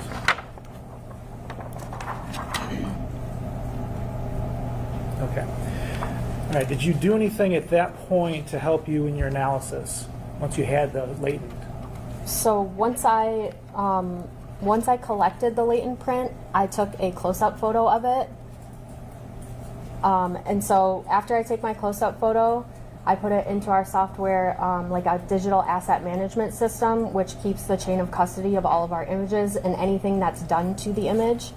And I pulled it up into Photoshop, and I used Photoshop to process the image. So I just did some contrast adjustments to visually enhance the ridges so that I could see them better. Okay. And what is depicted here? This is my processed image after I pulled it up into Photoshop. Okay.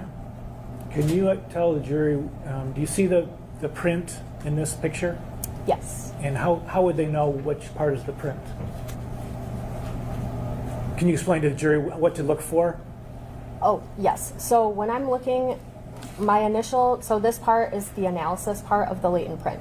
So I'm looking at the entire area of ridges that I see. So the ridges are those lines that you can see curving around. And so the first thing that I do is I annotate my image, which means I mark what I believe the latent print to be. So in this case, that arc, that blue arc at the top, I'm signifying that that is what we call the distal end of the finger, so this top end of the finger. And that's based on the curvature of the ridges. Okay. Do you do anything else with that photo? Yes, so here, again, this is my analysis. I'm taking into consideration all of the information. So this image is showing my quality map. So quality mapping just means that I'm looking for areas of the latent print and I'm marking them red or yellow. Red means I'm staying out of that area. It's not reliable. I can't see the ridges. I can't see the features that are within that area. I don't have any red markings in this particular latent print. Yellow just means that the ridges are a little bit less reliable. They're not as clear. I'm not sure what's going on in those particular areas. And what about the part that's not marked at all? Go ahead. Sorry. The part that isn't marked at all means it's clear. I can follow the ridge flow, so I can trace the ridges. I can see any features that are available in those clear areas. Okay. And then what do you do? After that, so this one is just showing my ridge tracing. So I'm literally just taking my mouse and I'm tracing each ridge that I'm seeing in that blue color. So I'm just following the ridges, and as I'm going, I'm marking my features, which is shown in the next one. Okay. So as I'm tracing the ridges, I'm marking the features or the minutia. So the minutia, I'm going to use these words interchangeably. The features are ridge endings or bifurcations, or something is happening within the ridges that I'm marking it. And so I'm using the dots to signify the features, and I'm using different color dots to signify different things. So the green dots mean I have high confidence that that feature exists right there. I'm marking it green. I'm saying, yes, this is here. I have another dot that is marked yellow up at the top. Yellow just means I'm a little less confident that that feature actually exists, mostly because it's on the edge of the latent print, and I'm not really sure if it actually is there. That location, if it's there, up there, if it might be a little bit lower, so I'm marking it yellow. Okay. And is this, just for the jury's benefit, we're talking about right next to the dot, to the laser dot? Is that what you mean? Yes. That's the yellow, okay. Mm-hmm. And you mentioned ridges and bifurcation. Could we just make sure that, you saying that the blue are the ridges? Yes. Okay. And what is a bifurcation? A bifurcation just means that you have one continuous ridge and it splits off into two. And that point where it splits off into two is the bifurcation and the feature. Okay. And why is that important to you? That's important because it's signifying something is happening in the formation of the ridges, that the ridges are splitting off, and that signifies a feature. Okay. And are you going to look for similar features in the known print? Yes. Okay. Oops.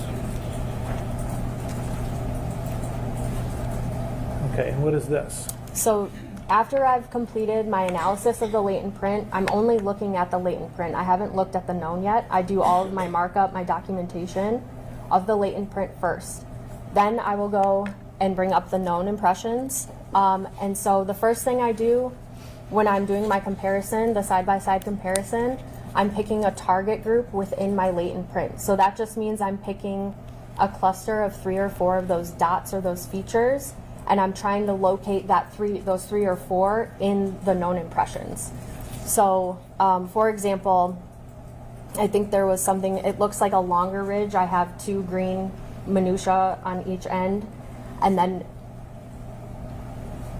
and then like come down, skip one ridge, and then there's another one. So I'm focusing on those 3 as I'm going through, and I'm looking through all 10 fingers of the card. I'm searching for just that formation. When I find that formation, then that's when my comparison really starts. So I'm going from the latent to the known, and all I'm doing is I'm counting ridges to my next green dot or my feature, and I'm marking it in my latent. Yep, here it is. I'm going right to my known, counting up however many ridges. Yep, here it is in my known. And I'm just going like that back and forth, starting in my latent, counting however many ridges to my next feature. Then I'm going back into my known and doing the same thing. Okay, great. Do you want to give her 232? Oh, is it? Oh, yep, 238, yes. Thank you. Yes.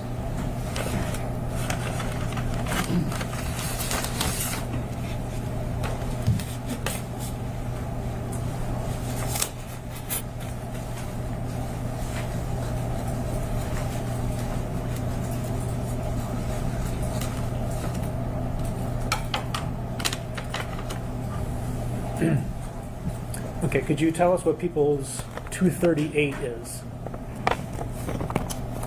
Yes, these are fingerprints, known fingerprint cards bearing the name Dale John Warner. And are those the knowns that you compared? Yes, they are. Okay. So you said that you have the latent print and you've marked the features, and then, so you went through each of the prints on those cards and compared them, just an initial comparison? Yes, when I'm doing my what we call it smart searching, which back again is this, I'm searching for that target group. So I'm going finger by finger and looking for that formation of those 3 minutia together. Okay, and did you find one? Yes, I did. And what was it? I found the correspondence in the left middle finger. Okay, what did you do from that point then? So I marked all of the available minutia or the features, the dots that are available in the known impression. And then once I reached my conclusion, I made an identification to the left middle finger. Okay, so looking at the the right side, and it's got the you can see part of an M and then IDDLE at the bottom left corner. What is that? That's just the portion of the known fingerprint card. It says L dot middle for the left middle finger. Okay, and so that's Dale Warner's left middle finger print. Yes. Okay. All right, and then how were you able to compare the known to the latent you got from the sticker off the tank? How did you compare the two? The known to the latent. Correct. So I just, like I said before, I pulled them up in Photoshop and did a side by side, marking the minutia in the latent and the known impression. Okay, so referring to the markings on the known print, can you explain the green and red and yellow here? Yes, so all of the green minutia that are marked, or features that are marked in the known impression, were corresponding with those or similar to those in the latent print. I have a few orange dots that are marked. Those features that are marked do exist in the latent print. I just did not see them until I looked at the known, so I marked those in orange. Okay. Are you saying that they are there or they aren't there between the two? They are there. Okay. You just didn't recognize them right away? That's correct. Okay. All right, and you've got, so is it just the two colors, green and orange? Yes, marking my minutia or features. Okay. And then the red circle, what is that? The red circle shows that I had marked something in the latent print that it did not exist in the known impression. And so I crossed it out in the latent print because it wasn't actually there in the known impression. And what is your opinion of the discrepancy? So in the latent print, that area had like a bubble in the sticker, and the ridges were not flowing as like straight through. And I have it marked, I don't know if you can see it, but with like a teal colored, like a blue colored line. There was like a defect in that area. And so what I thought was a minutia actually was not a minutia or a feature. So was that a difference in the two, or was it due to something else? It was not a difference in the two. It was due to the distortion in the latent print, that bubbling area. Okay. All right, and so you said, what was the result of your comparison? My result was that it was Dale Warner's left middle finger. Okay. All right, and you said that the ACE V, the V stands for verification. Did this go through the verification process? Yes, it did. All right, thank you. Okay. That's all I have. Thank you.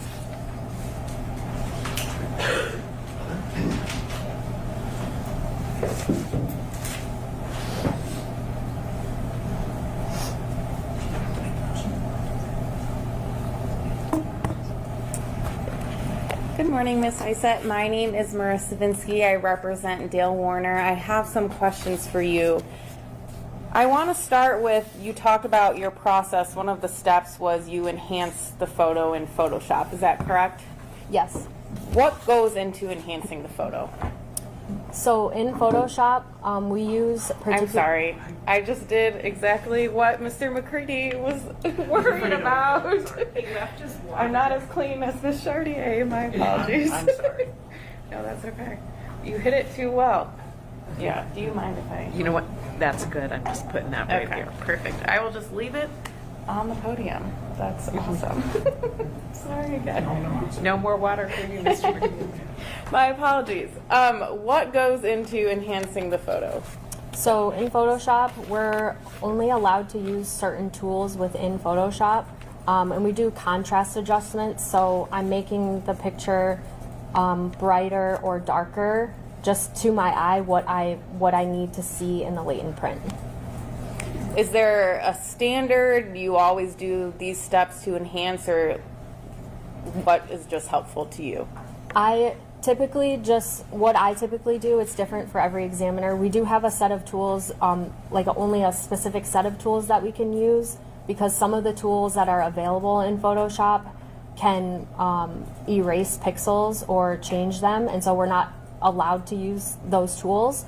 So I usually change my image to grayscale, which just means I'm turning it into black and white, and then I'm using like a brightness adjustment, and I'm just making it brighter or darker, and like highlighting, changing things like that.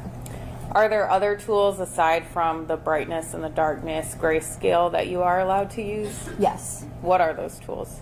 There's other tools we can use. They're called levels and curves, but I don't typically use those. So in this case, you changed it into grayscale and then worked with the brightness and the darkness to help you best. Yes. You talked about various dots that we saw on the screen: red, yellow, orange, green. How many dots did you identify that were similar to the known print versus the latent print? I believe I identified 7 green and then 3 orange.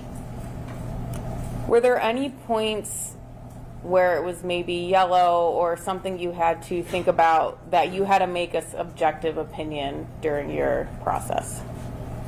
So I did mark one of the features as yellow, but it was up higher in the latent print, and that area wasn't available in the known impression, so I didn't use that area that I had marked. So that's something you subjectively thought, let me mark this and see what it is. So in the latent print, so if there are 15 features available, I am required to mark them.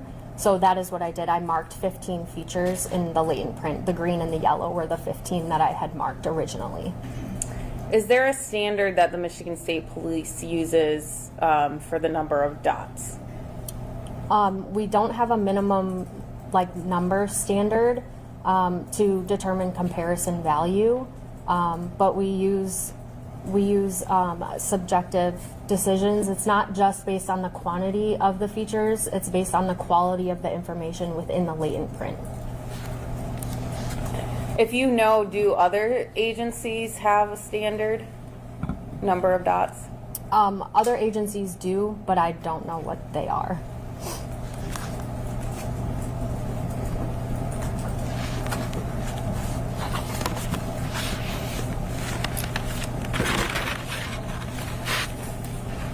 So summarizing, you said you notated 15 features. Is that accurate? Yes, in my analysis. And 7 of them were green. That I used with the known impression. Okay. After you compared the two, that's when you came up with the 7 green dots. Yes.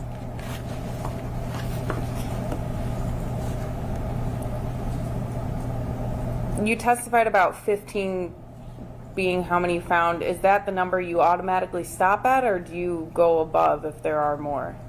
15 is the number that I stop at.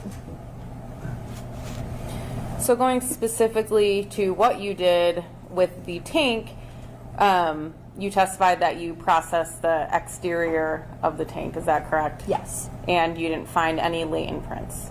No.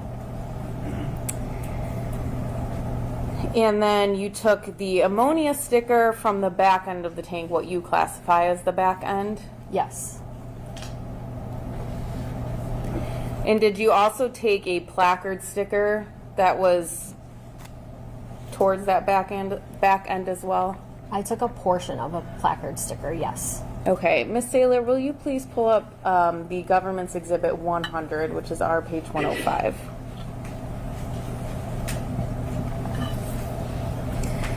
Will you zoom into the end cap that's closer to number 34?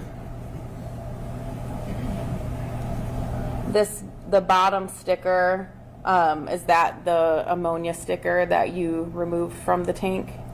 I can't tell from this photo if it was that sticker on that end or the other end. The other end, okay. I'll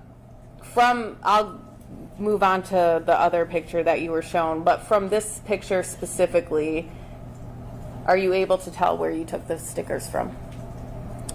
If you could zoom out. Thank you.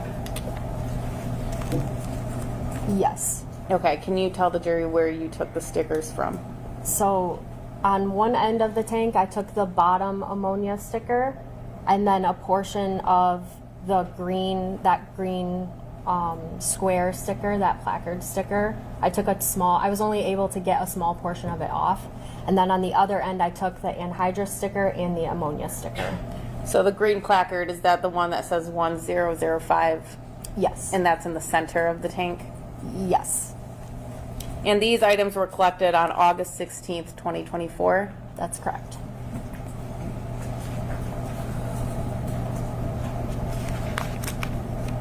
The stickers that you took, I'm going to refer to them as the item numbers that you listed in your report. So, item LV1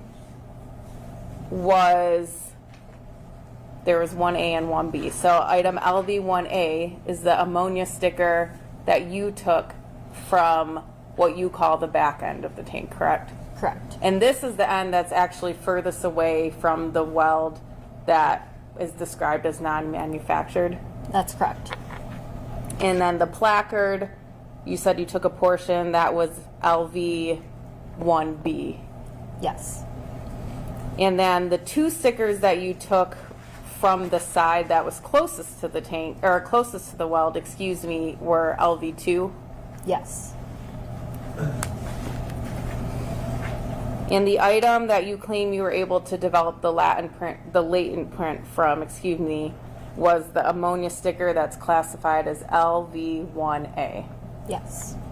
And again, just for clarification purposes, that was located on the end cap that was opposite of the non-manufactured weld, That's correct. and essentially the furthest end away from it. Yes. And in your report, I think you actually labeled the sticker not welded side. Is that accurate? Yes. Okay, thank you. I think I'm done with that picture for at the moment. There was one print that you claim you found on that sticker. Yes, on the ammonia sticker. Can you describe to the jury where on the sticker the print was? And if you want to use the exhibit that you have in front of you. Just gonna put my gloves on again.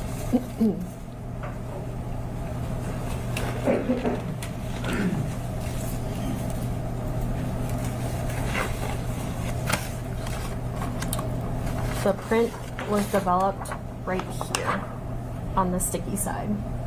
So just for the record, it's going to be on the opposite side of the A that starts ammonia. Is that accurate? Correct. Was it closer to the top of the sticker? It's closer to the bottom of the bottom. sticker. And then you determined that was from the left middle finger. Correct.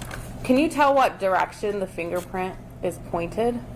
Yes, I can. Okay, can you describe that? It's pointed. So I'm going to use my finger as it is. It's like this. So for the record, I guess you would describe the tip of the fingerprint as pointing inwards from the edge of the sticker. Yes. And you don't know when that sticker was put on the tank, is that correct? That's correct. You did not find any prints on the stickers that were closest to the non-manufactured weld? That's correct. The presence of the latent prints, that does not indicate the significance of the contact or how long contact was on an item. That's correct. I can only say that the finger came into contact with the sticky side of this sticker. So to that point, it doesn't indicate a time frame of when the contact occurred. No. And you testified on direct exam about comparison results or classifications of comparison. Is that correct?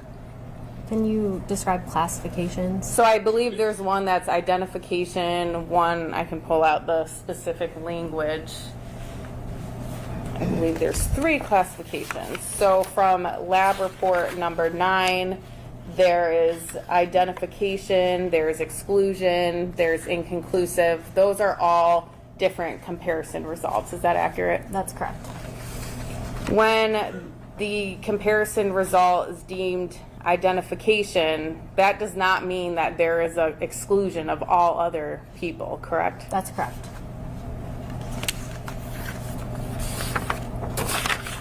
And then to other things you did, not only did you collect samples on the outside of the tank, but you also swabbed the inside of the tank. That's correct. These were collected on August 17th, so the next day after you took the stickers. That's correct. And you swabbed the center welded portion inside the tank? Can I refer to my notes? Yes. What are you looking at? Are you looking at lab? Just let me know. I'm going to look at the lab report. Okay. What number? I think it's 8. Okay.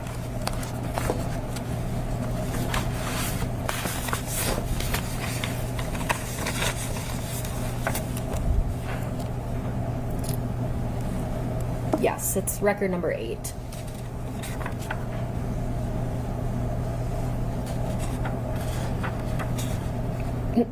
So I swabbed the center welded portion on interior of the tank. I swabbed near the aftermarket weld on the interior of the tank, and I swabbed a horizontal bar on the interior of the tank. And did you do this to collect DNA? I swabbed those areas to preserve for the potential for DNA exam. It's fair to say that if there's DNA inside the tank, that would help the investigation to determine who killed Miss Warner. Sure. It was important enough that you took swabs for safekeeping and preservation. Yes. Mr. Warner's DNA was not found in the tank. I'm not sure. Are you aware of anyone who tested the DNA? No, Mr. Warner's fingerprints were also not found in the tank. Is that accurate? that's correct. I have no further questions.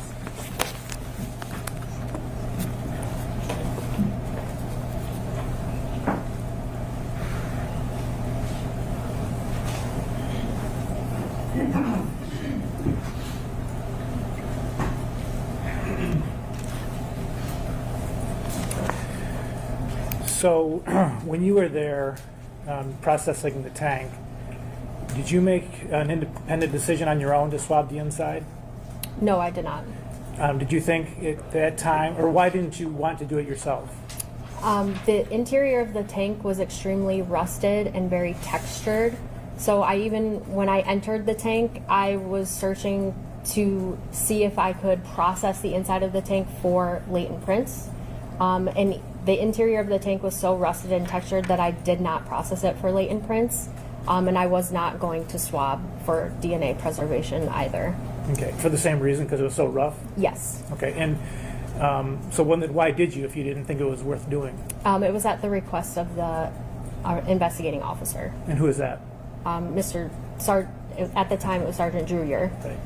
And can you describe, what actually happened to the swabs when you were trying to collect? Yes, so when I was swabbing the portions of the tank, the swabs were just coming apart because the surface was just so rough. All right, thank you.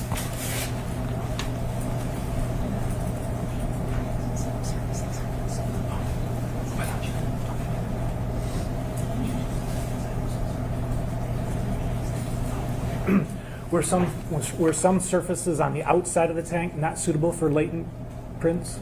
Yes, the top portion of the tank was not. Okay.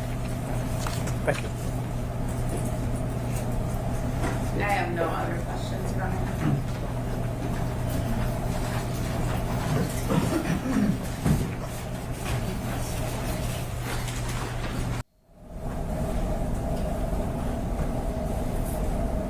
We have received 2 questions from the jury. It's my understanding that the parties agree that one may be asked and the other not. That's correct, Your That's Honor. correct, yes.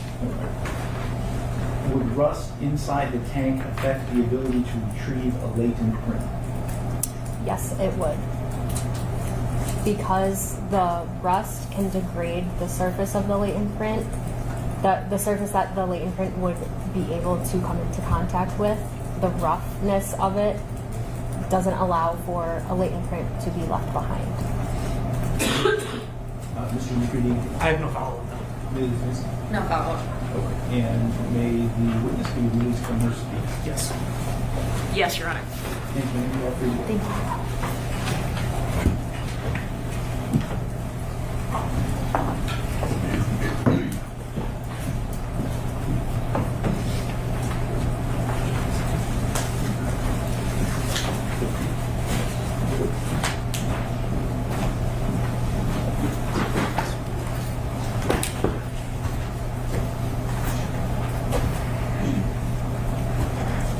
All right, ladies and gentlemen, it is almost noon, so we're going to break for lunch. We'll be back at 1:30. During the trial, do not read, listen to, or watch any news reports about the case.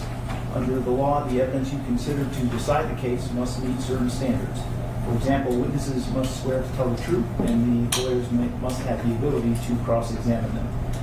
Because because news reports do not have to meet these standards, they could give you incorrect or misleading information that might unfairly favor one side.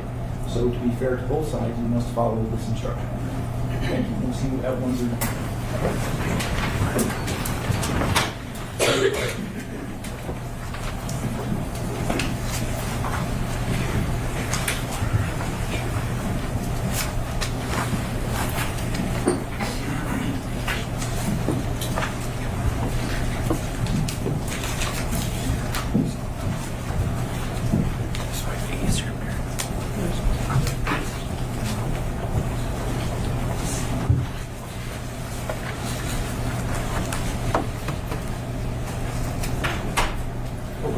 like you to address on the record right now? No, thank you. Okay, thank you. We will be back at 1:30.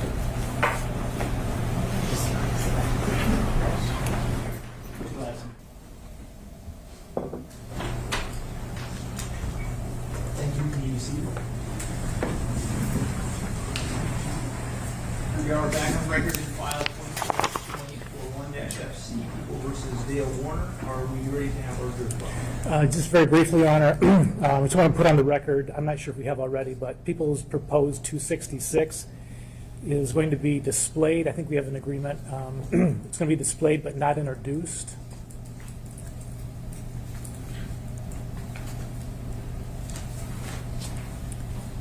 These are 90 photographs that were on the defendant's phone that were taken of Dee Warner's phone in a text exchange that she had with her son Zach. So we're agreeing that the contents of the conversation between the two are not admissible, but we want to show the photographs just to show that they were on the defendant's phone. All right, is that accurate, Ms. Shardy? It is. My understanding is that Mr. McCready is going to just sort of zip through them so they won't be up enough for anyone to be able to read them. That's correct. Okay. Although, I mean, you could just show her on your iPad. I don't know why we've got to put it on the screen if I it's could do not that, being too. introduced. Yeah, that, I think that because someone could take a still photograph of it. No? Come on, show. That they existed there. Okay, all right. Great. So I guess we're going to show. But I guess the media could take a photograph of an exhibit that's not being introduced and capture the text exchange. That's the issue. I mean, I don't think that's here or there in terms of admissibility, though. In terms of whether the media can see it. But the public can see it, and we. Right, but that, I don't understand how that affects its admissibility. Well, they're not. It's not being admitted, is my understanding. Right, so I think that we're on solid ground displaying it for what it is, which is an attempt by the defendant to get a text exchange off of Dee's phone. So we're not going to be showing enough to show any hearsay that's contained in there, but the relevance of it is that they exist at all. And so for that reason. So why would we show photographs that contain hearsay to the jury? So, but they're not going to be able to read it because if I could show you, it's so small.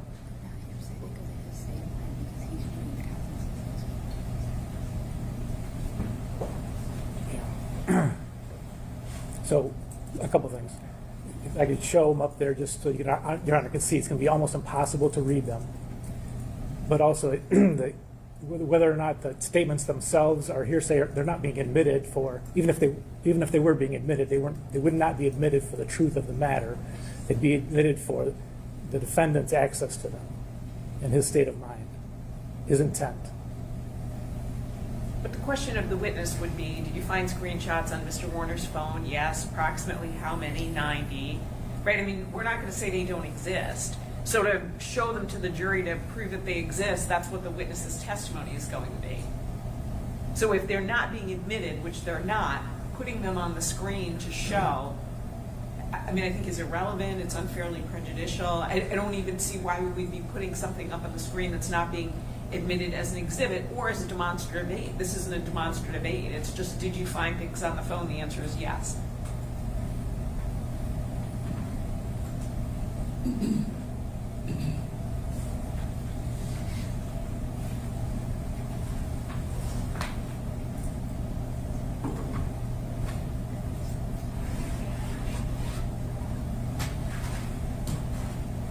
So, Mr. McCready, what's the purpose of showing this to the jury?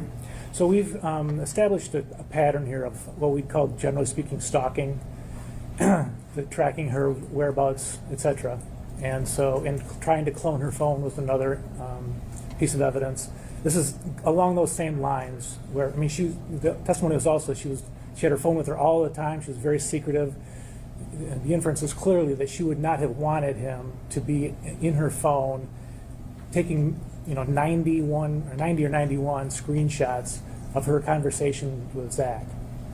So that's another instance of that stalking, and that was also part of our 404B 768.27A motion.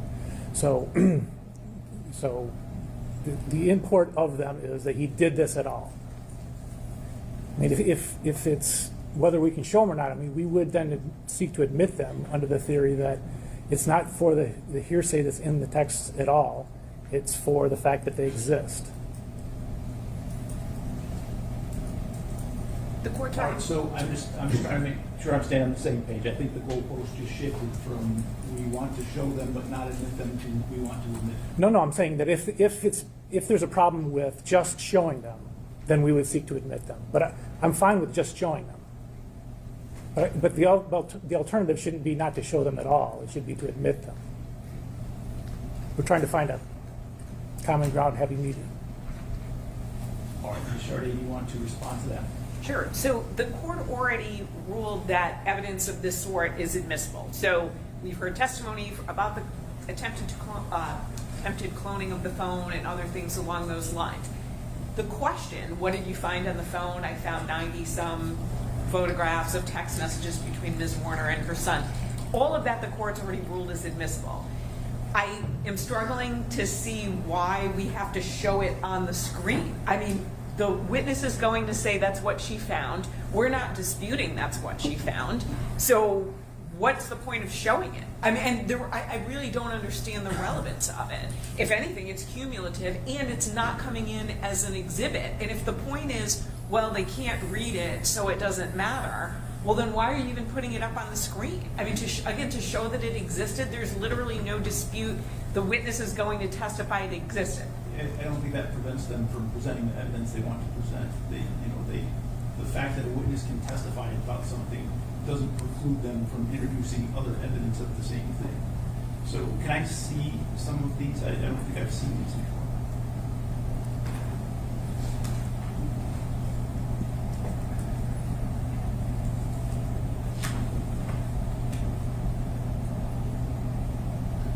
And I'd be going through them this fast, and I'm not going to go through all 90 of them.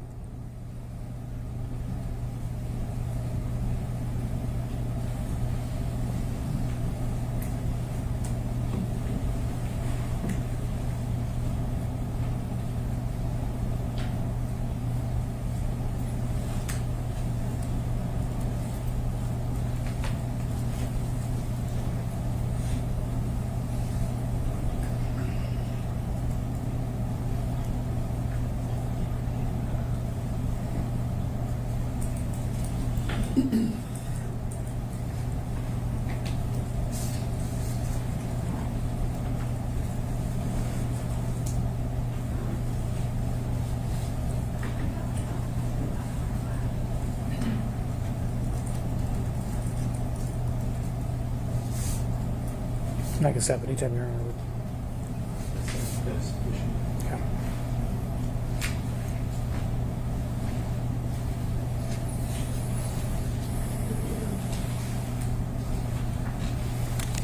All right, I would say for the record that I was not able to read anything that was displayed on the screen.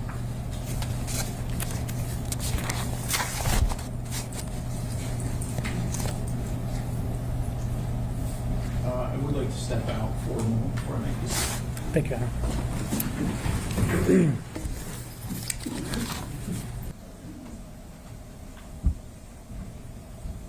You may be seated.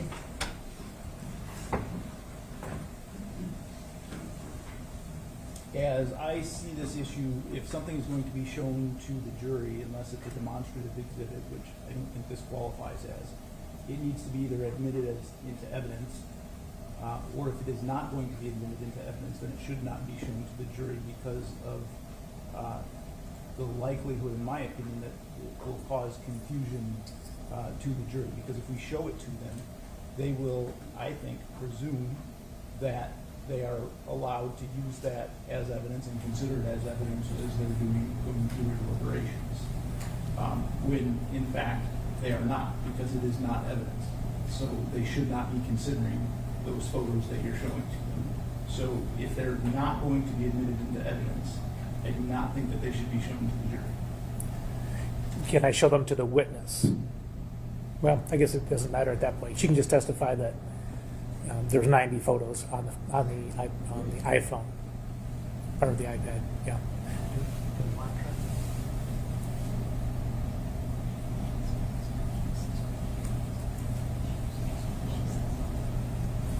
So I guess, Your Honor, we'd be seeking to admit them as an exhibit under the argument that the things that are on there, whether they be hearsay or not, are not being admitted for the truth of the matter. We don't care if any of those statements are true or not.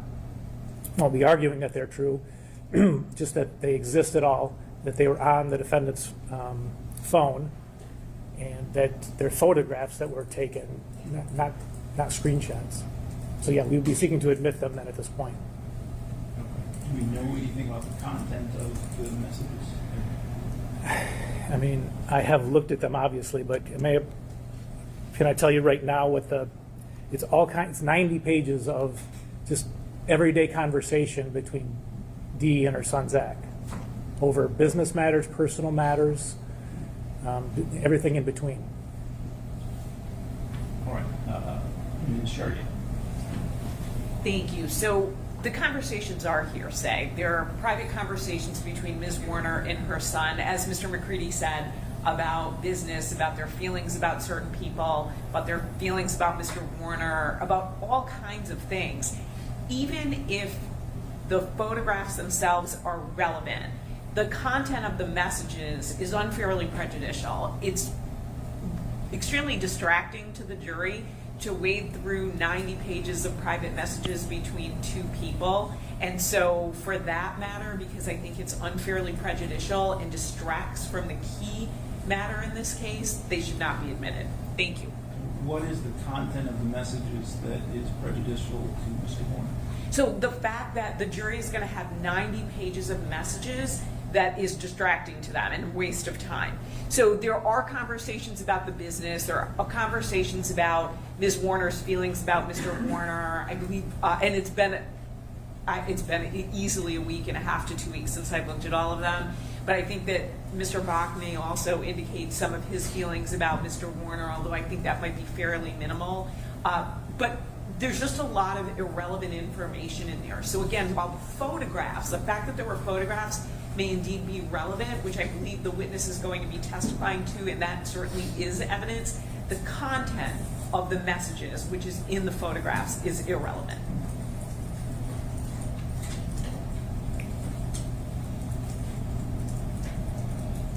All right, well, the people have stated a non-hearsay purpose for the use of the photographs.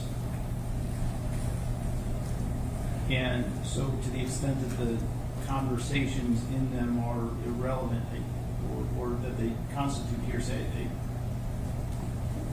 I don't know that hearsay is a valid objection at this point, because I think that there's as I said, a valid non-hearsay purpose for admission of those photographs.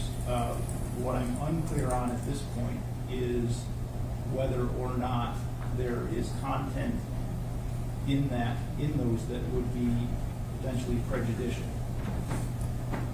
So I don't know if the court wants to conditionally admit them theoretically. I don't even know how that would work. I can certainly look at them this weekend, and then if I think there's something really specific that would be outside of the norm of what Mr. McCready and I have spoken about. So again, it is 90 pages. We may certainly have missed something, then we could certainly speak to them about redacting that. So before maybe it gets published, I don't know how you would be publishing it to the jury where they could read the messages. So for instance, before maybe that's printed out and goes back as an exhibit, we can take a look at that and see if there's anything we think should be redacted, work with them on it, and if that doesn't resolve it, we can bring it to the court. Maybe so maybe it could be admitted with the caveat that we can certainly come back to the court and ask for redactions before it ultimately goes to the jury.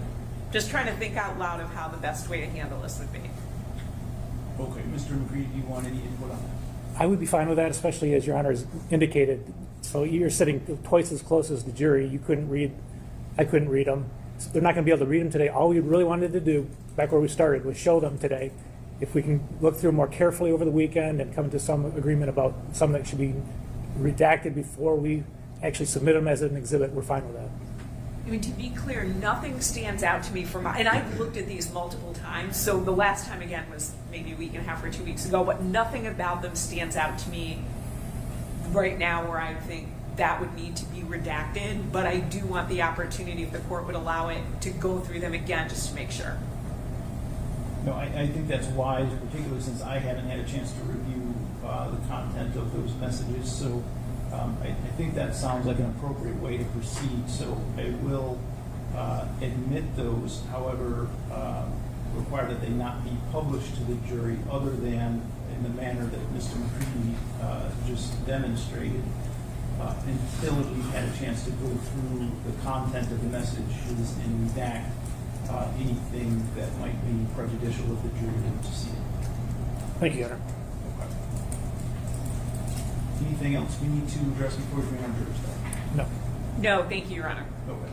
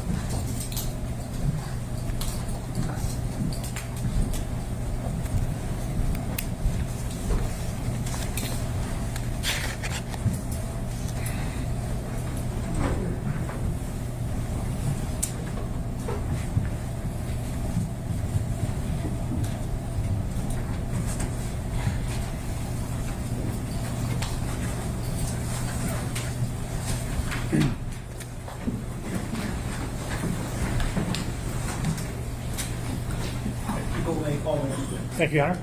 People call Danielle Vandenhoeven.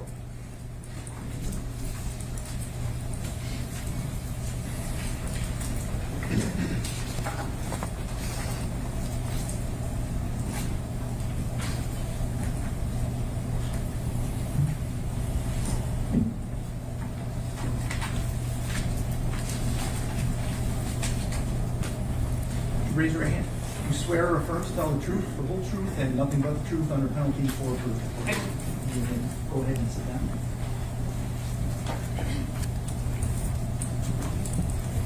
Good afternoon. Good afternoon. Please tell us your name and spell it for the record. Danielle Vandenheuvel. It's DANIELLEVANDENHEUVEL. Okay, and where do you work? I work for the Michigan State Police. And what do you do for the state police? I'm a digital forensic analyst.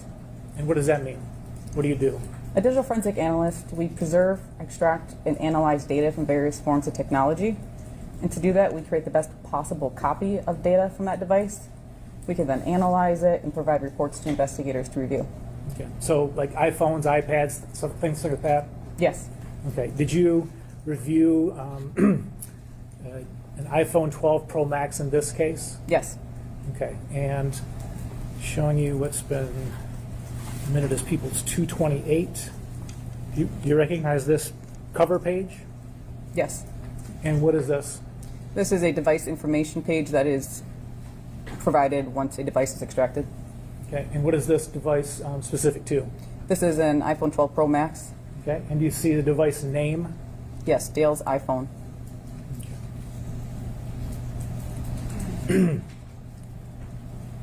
And do you see the owner name?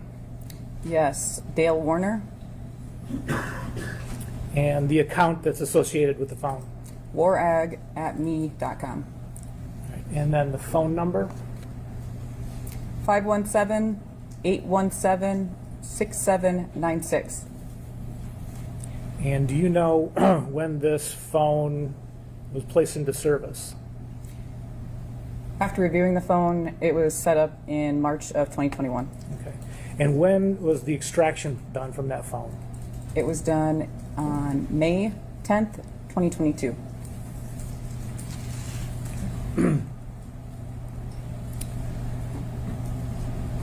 So this Exhibit 228, this is, would you agree, page 2 of the cover page, or the cover sheet?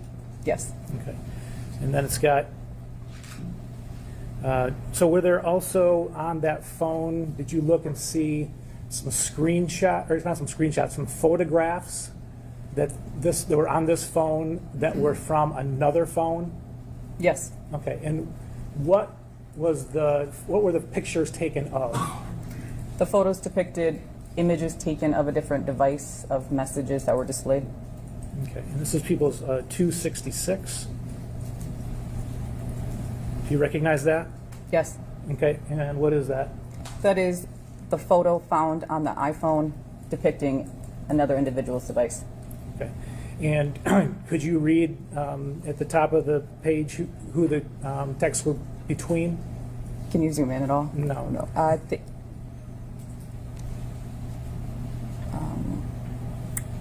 believe it was Zach. Okay. Yeah, is it between Zach and Dee? Yes, I believe so, if I remember, yes. Okay, thank you. And how many photos were there? Close to 90. Okay, I'm just going to scroll through just to show the type of thing we're talking about.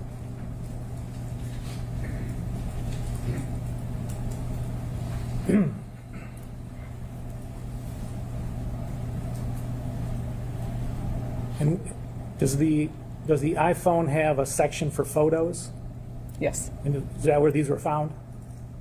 Yes, they were from a synced directory.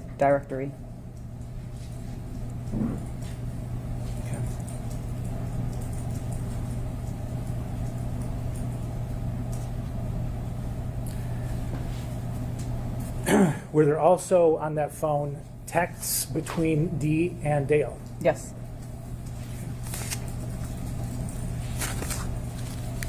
Look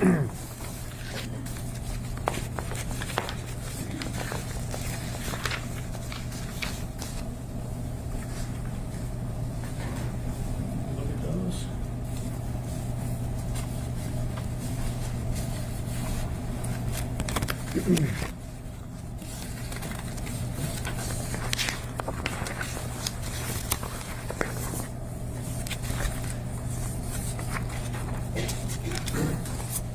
So I've shown the witness people's 194, 195, 196, 197, 267, and 198. Is that correct? Yes. Okay. And in general, what are these exhibits? These are messages located off Dale's iPhone between Dale and Dee.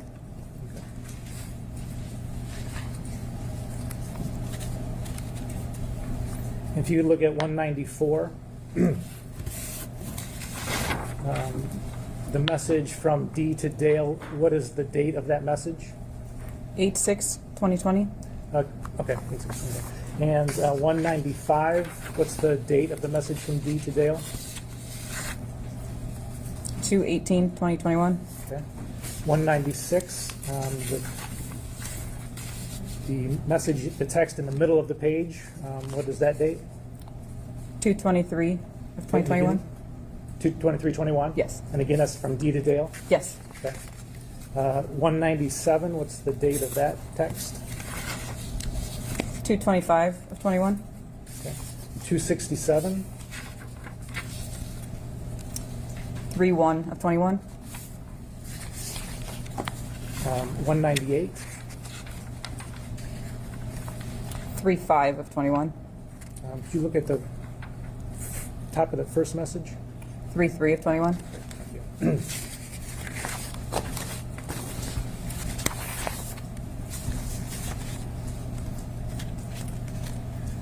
Okay, did you also look at an iPad Pro? Yes. This is people's 230. What was the date of the extraction for the iPad Pro? It was May 12th, 2022. And again, the device name was? I believe Dale's iPad. Oh, sorry, I'm not, I thought it was for something. There we go, sorry. Dale's iPad Pro. Yep.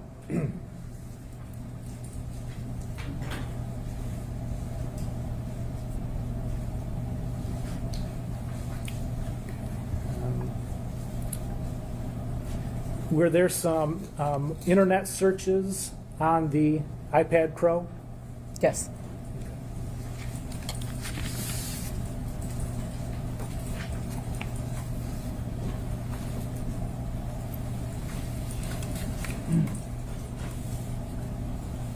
Any of you people 230?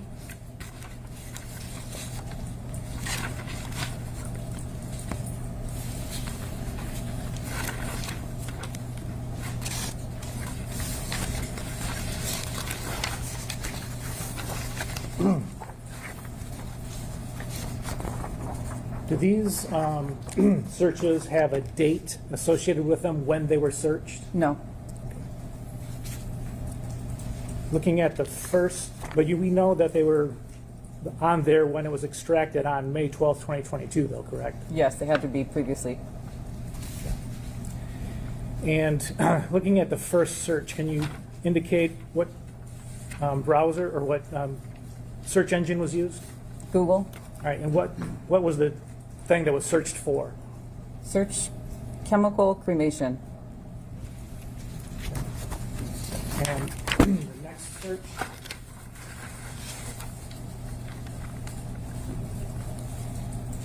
This is on Gizmodo for what is liquid cremation and why is it illegal? Why is it illegal? Correct. Okay, I wasn't sure if I heard you right. Okay, and then the third search that's on there? From Wired.com, alkaline hydrolysis liquid biocremation.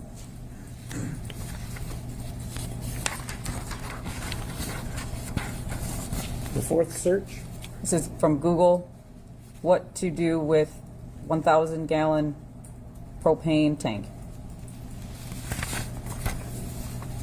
And the next search? Widower's dating site.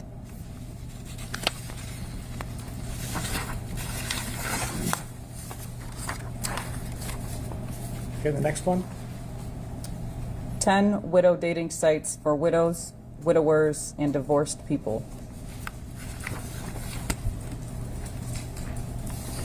And the final search that's on there? Widower dating page.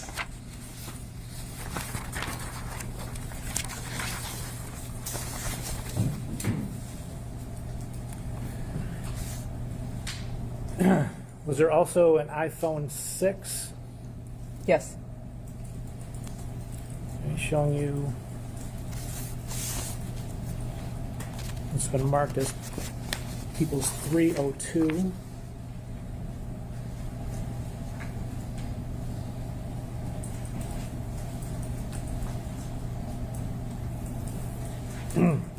The date of the extraction for this device? 11/15 of 2021. Okay. And the device name? Dale's iPhone.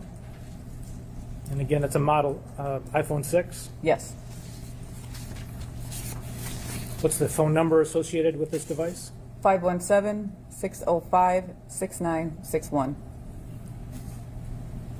And the Apple ID? Borag@me.com.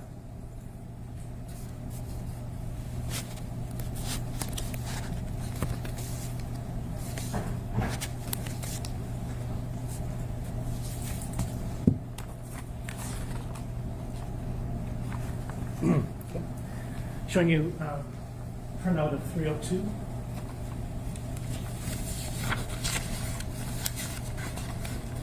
Four pages. Yes. Okay. And the first two pages are the cover pages. Yes. And what's the third page? Third page is a home page of the tool Celebrite, displaying device info and content. Okay. So is that a page where you could click on links and go to other parts of the phone extraction? Yes. Okay. And is one of those the installed applications? Yes. Okay. Could you turn to page 4?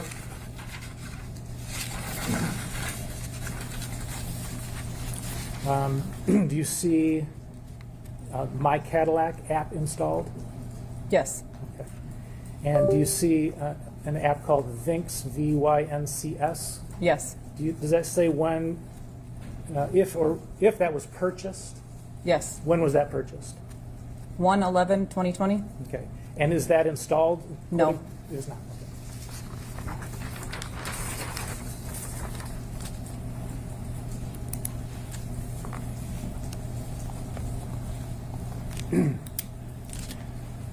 Okay, so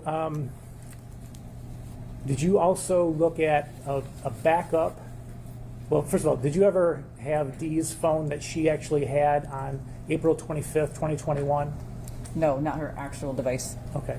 Did you have a backup from the iCloud? Yes. Okay.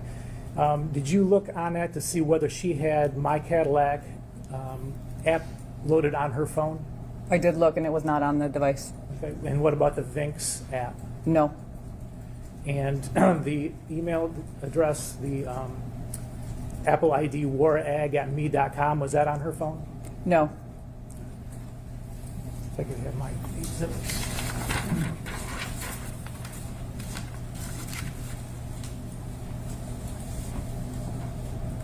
This time I'd like to publish under the jury, Your Honor. No objection, thank you. Go ahead.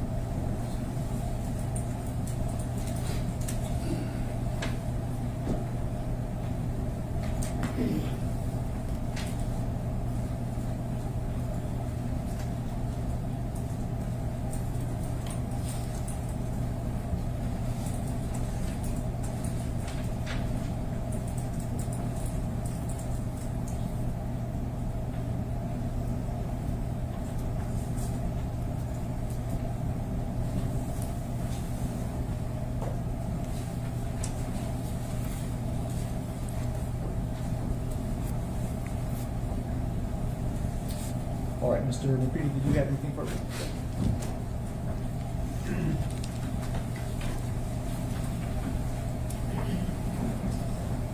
Anything further at this time? Thank you.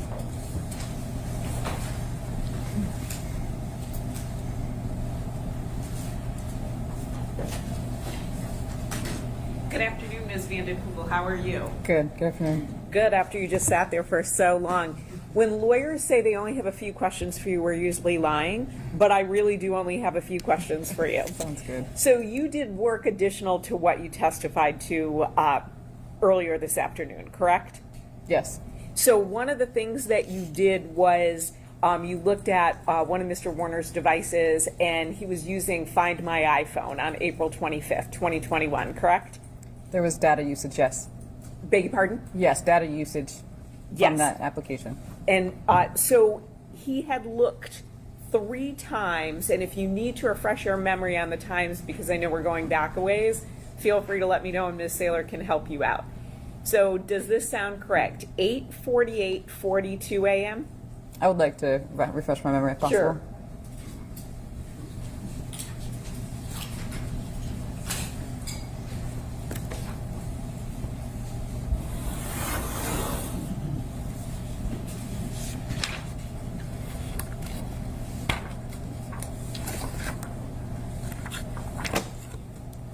It's the end of 146 moving into 147. Got it. Okay, great. So is that correct? 8:48 and 42 seconds? Yes, last connected. Thank you. And then there was another time where it connected at 10:28:49 a.m. that same day?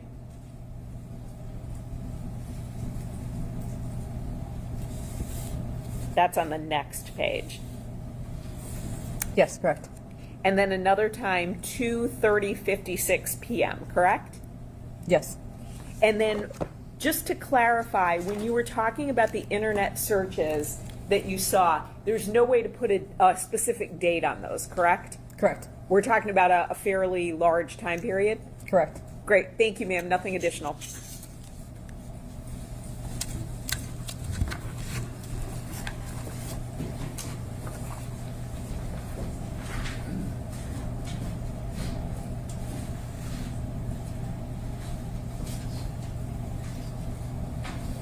Can you redirect Mr. McCready? I think good, John. Okay, we have 2 questions that we received from jurors. All right, it's my understanding that the parties are in agreement that both questions may be asked. That's correct, Your Honor. That's correct. First question is, what date were the Google searches made? The dates were unable to be determined based off how they were located on the device. Second question is, with the dating site searches, were you able to find a profile linked to the defendant? Would this be part of the investigation beyond your field or office? This was not looked at. Mr. McCready, the follow-up based on those questions. Were you able to determine when the iPad was activated?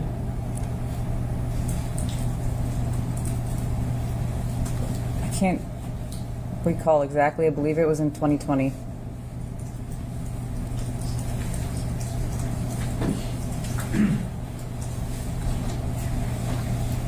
So in terms of the dates of the searches, we know they were after 2020 and before the extraction from that iPad. Correct. Okay, thank you. Nothing additional. Thank you. Okay. And may we excuse the witness from her seat? Yes, Your Honor, thank you. Ms. Charrier? Oh, yes, Your Honor. Thank you. Thank you, ma'am. You're free to go. Thank you.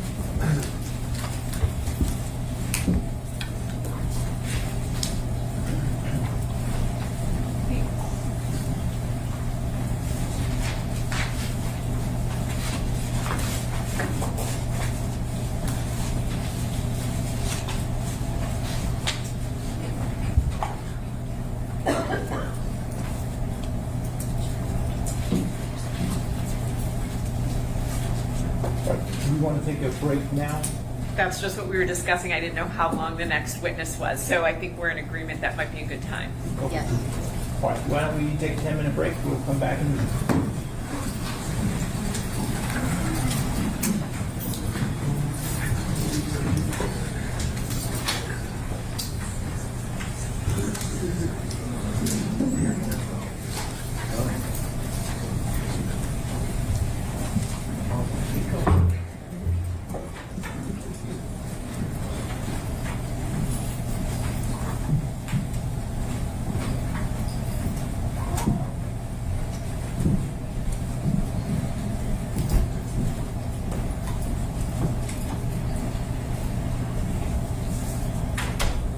All right, we'll come back in about 10 minutes.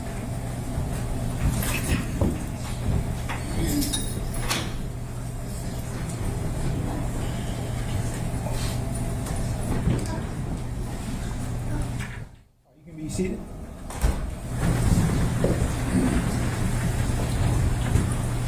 Are we ready for the brief? Yes, Your Honor. Yes, Your Honor.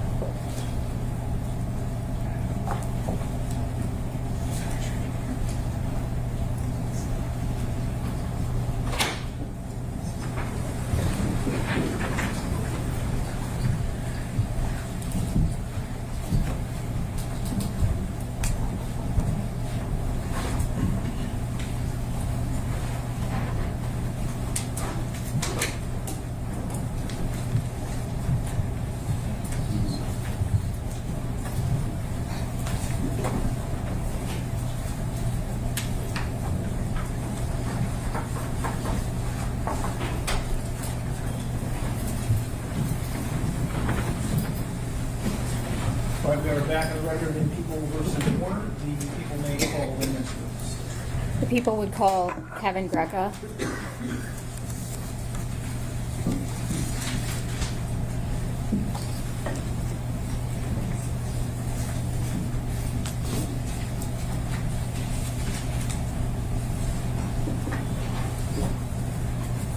Raise your hand. Do you swear or affirm to tell the truth, the whole truth, and nothing but the truth under penalty for perjury? I do. Go ahead and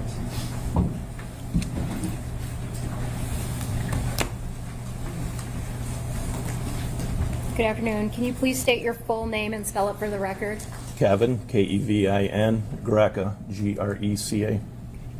Where were you employed in April of 2021? Lenawee County Sheriff's Office, And what was your title? a detective. How long were you a detective with the Lenawee County Sheriff's Department? Approximately 15 years as a detective, All right. How long did you work for the Sheriff's Department in total? 31 years. At some point in time, you became involved in this case, correct? That's correct. Prior to your involvement in this case, did you know Dee Warner? I did not. Did you know Dale Warner? Neither of them to the best of my knowledge. All right. How did you become involved? Detective Sharp is a colleague of mine, and he let me know that in the morning that there was a missing person, and he was looking into it, or I believed he was looking into it. And then the day progressed, and I really didn't think anything had really occurred on the case. And I believe I got a phone call from Officer Wolf from the Tecumseh Police Department. His daughter worked for the... Objections, hearsay. I don't want to know what anybody told you. I just wanted to know what the first thing you did was, okay? Okay. Then I contacted Zach Bach, who was the son. Okay. And when I spoke to Zach, I asked him if he was on a bank account with Dee Okay. Warner. I'm gonna stop you. Do you remember when you contacted Zach? Approximately 3 p.m. Okay, and what date was that? The 25th. Was it the 25th or the 26th? She went missing on the 24th. It's the 26th. Yep. Okay. She was reported missing on the 25th? Correct. To Okay. Deputy Hall. Okay, and so you contacted Zach, and what did you, about 3 p.m. you said? Approximately. Okay, what'd you guys do? He did say he was on the bank account with Dee. I wanted to see if there's any activity on her credit card. So we went to Tecumseh, where they banked, spoke to an individual there, one of the employees, and stated there had not been activity on the account. I believe the last one was like whether it's a massage or getting nails done or something like that, but nothing since she was reported missing. Okay. After you left the bank with Zach, where did you go? Went to the Warner residence on Munger Road. What was the purpose of that? Touch base with Dale Warner. Did you make contact with him there? I did. Did you have a conversation with him? I did. Interviewed him? I did. Did Dale Warner tell you that he believed his wife was at Zach's house? I don't recall that. Okay. Had you been to Zach's house? No. During the course of your interview, did Dale tell you that there was money missing He from did. his safe? Sorry, he did. Oh, it's okay. And did he tell you approximately how much was missing? He did. Okay. And do you recall what that amount was?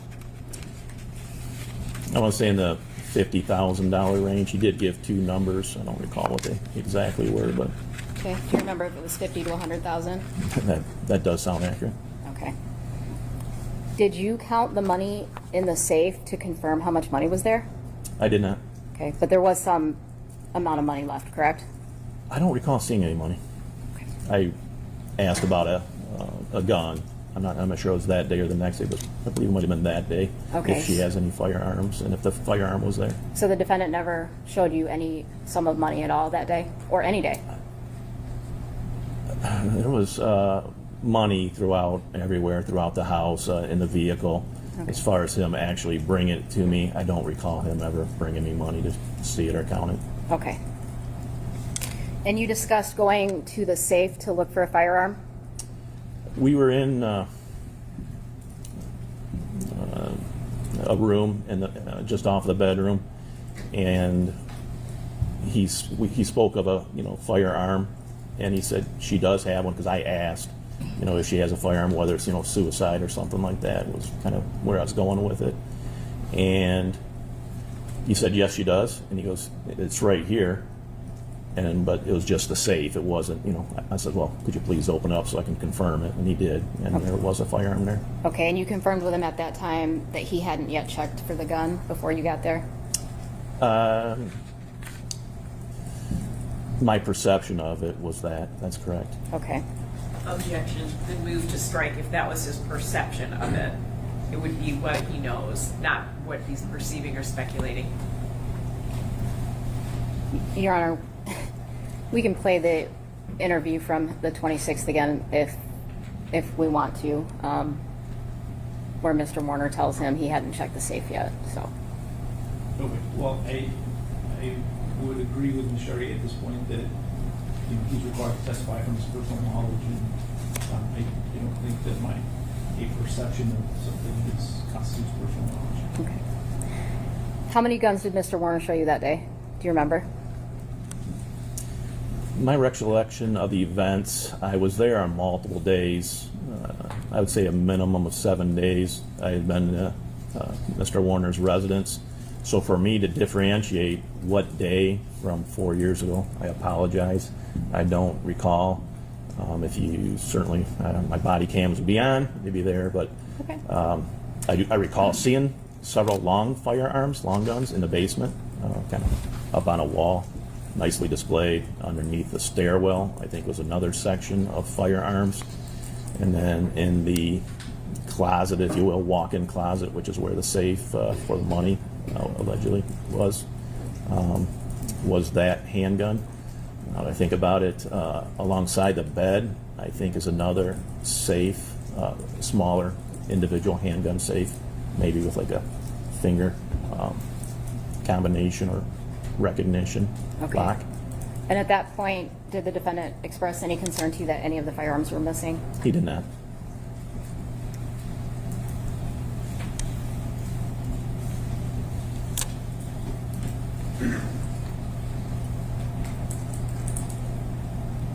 When was the next time that you had contact with Dale Warner?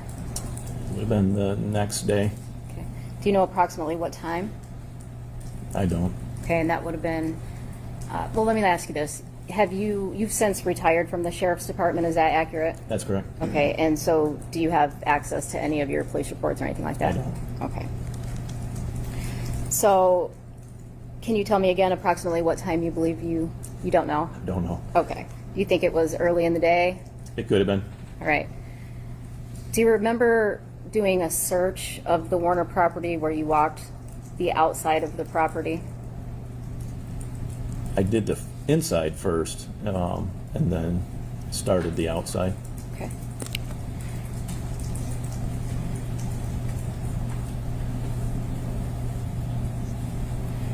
I'm going to show you People's Exhibit 211.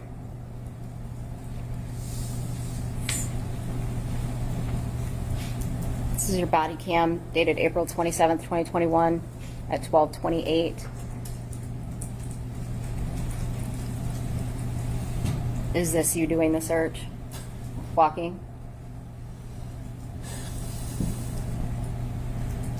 Yeah, that'll be my hand. Yep.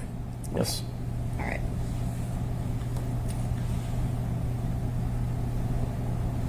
And what are you looking for when you're walking around the property? Literally anything. For the most part, Dee Warner is really the primary. But then any type of evidence as well, whether it's blood or whatever. And typically your body camera would have sound, correct? It does. Okay. And was this a fairly windy day and kind of loud with your walking with your body camera? I got you. Was it? Oh, I'm sorry. I don't recall that. Okay. But that is a common problem. We've got a dead chicken here somewhere. Okay. Searching the chicken coops.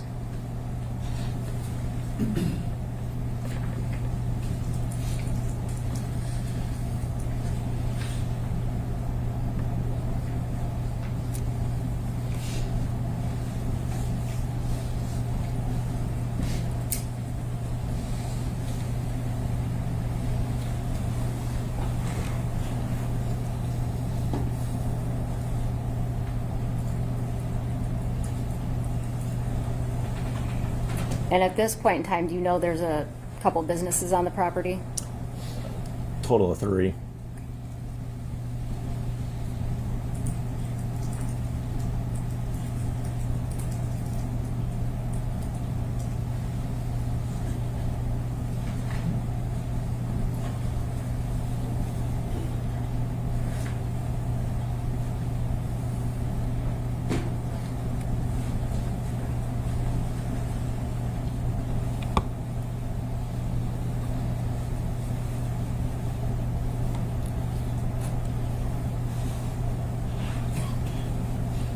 What are you searching all the semis for?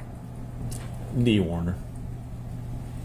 I would tap on the side of the aluminums first to see if I could, if they were solid or not, hollow, because if I were to open that door, all the grain would come out, so. Okay.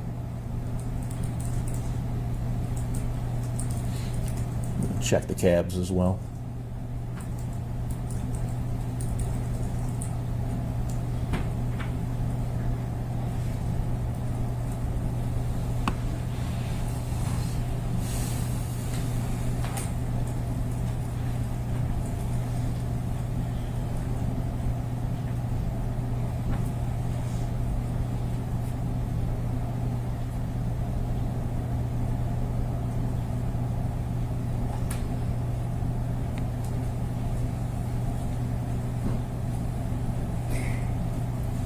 While this is playing, if you can look at that map, People's 263, do you know where you're at on the property at this point?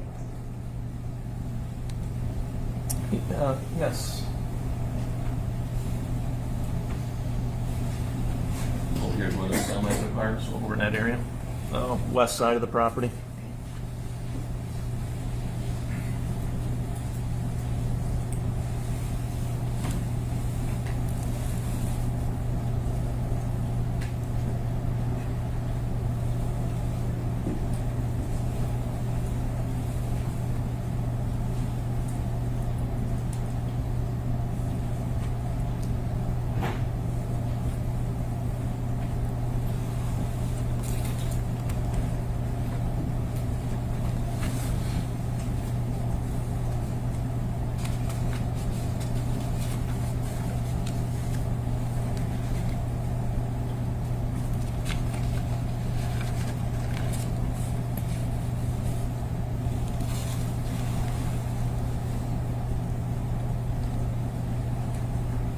Now, during this time while you're walking around, do you have a plan for the canine and the drone team to come as well?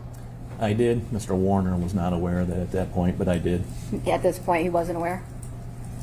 I don't believe he was, correct? Okay. Okay.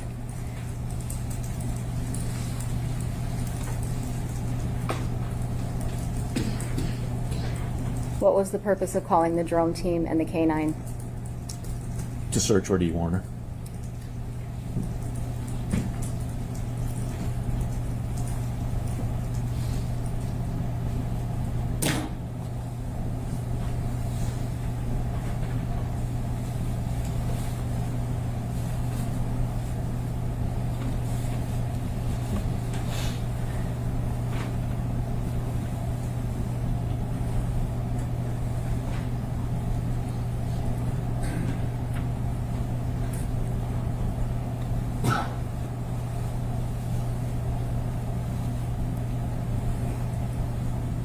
Do you know what area you're heading out to now on the map? Yeah, we're northwest corner of the property. Okay. So, back to this area. Okay.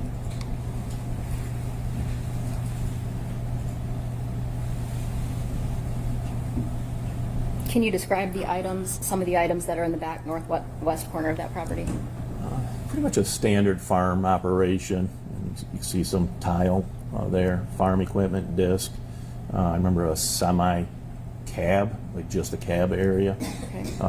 Coming up to, in this area is like a burn area where they burn their trash and in cans to burn the paper off, and then Is that the separate- area you're talking about right there? That is it, correct. Okay, all right. That where the trees branches are, that's the burn area. Okay. The semi that I was talking about, you can see is blue on the left, the semi cab. The blue item on the left, far left? I don't know if that one is. I think the lighter blue one, I don't remember there being 2 cabs, but there might have been. Okay. And you also said it was did you say trash pile too?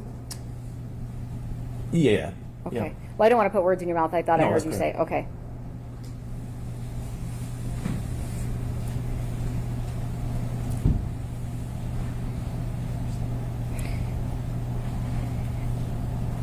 Did the items that you observed around this area appear to be like trash? Because Yeah, most of the items, correct. okay. Do you recall seeing this particular tank right here? I do not. Okay. And the blue item next to that tank, is that the cab you were talking about, or is that something different? It actually looks like there is 2 blue cabs there. I recalled one, but according to just watching my video, it makes it look like there's 2 of them. Okay. So is that a cab as well on the right? Both of them? Yes, I would say so. Okay.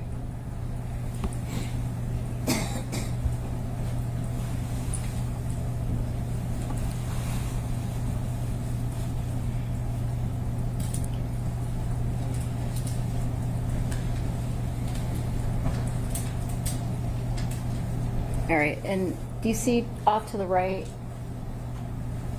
the 3 cylindrical items over on the side?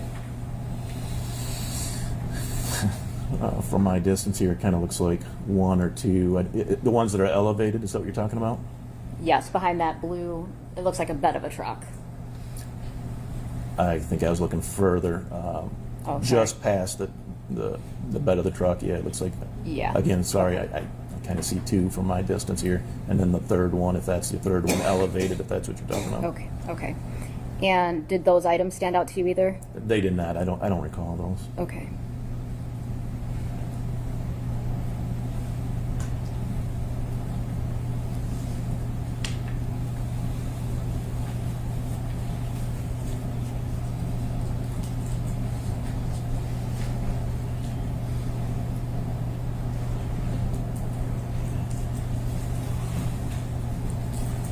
And then you just do you kind of finish searching the outside of the property at this point?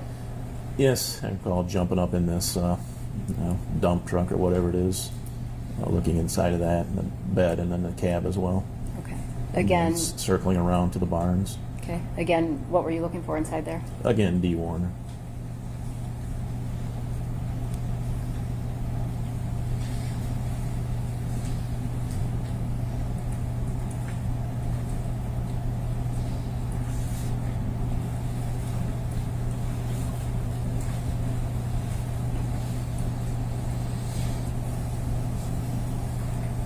Did any of the tanks, the chemical tanks that you saw on the property, raise any concerns with you?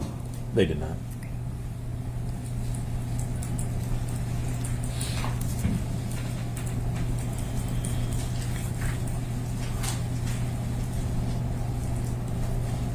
Why not? A farm expected to have them, tanks. Didn't notice anything out of the ordinary with them. Okay. It's one of his businesses, well, 2 of the businesses. 1 would be farm and 2 would be the fertilizer, so 3 being the trucking business. Okay.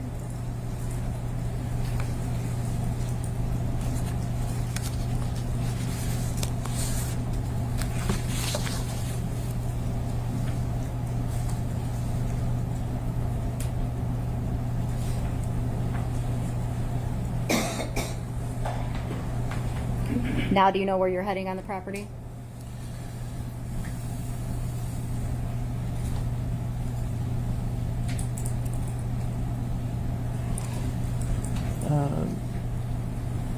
Yeah, heading towards, this one's more of a storage, or there's 2 maintenance barns, what I'd call maintenance barns, and this is smaller of the 2. As far as maintenance aspect, it had a motor home inside of it, and then if I were to go the other way, it'd be the chemical barn, but so far I'm not heading there. This is, now I'm heading towards the main, what I would call the main maintenance barn. Is that one right there, the red and white? Mr. Warner, there's 2 trucks that look like this. One is Dale's, and I don't recall if the other one's his as well, or there's 2, I believe, gray ones like that. Okay. And did you look inside of them?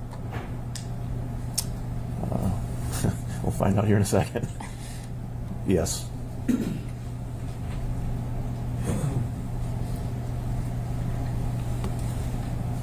This would be what I would call the granular fertilizer barn.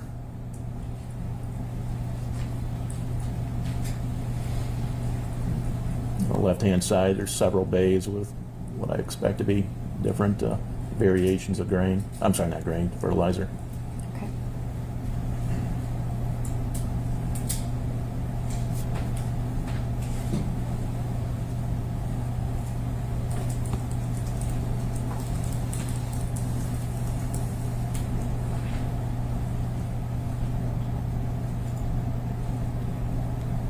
Do you recall during this search at what point in time that you told Dale Warner that the canine and the drones were coming out? I do not.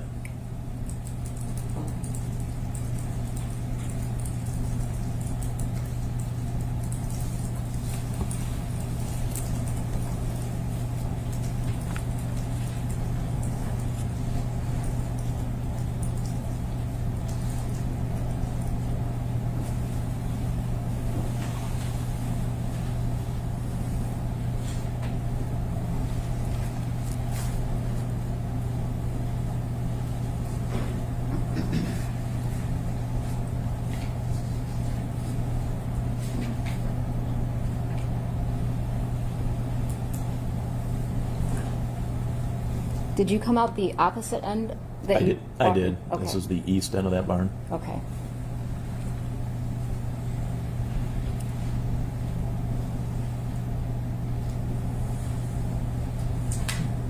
Okay, and what building are you going into now? This is what I would call more of that second maintenance barn, where the motorhome will end up being in this building.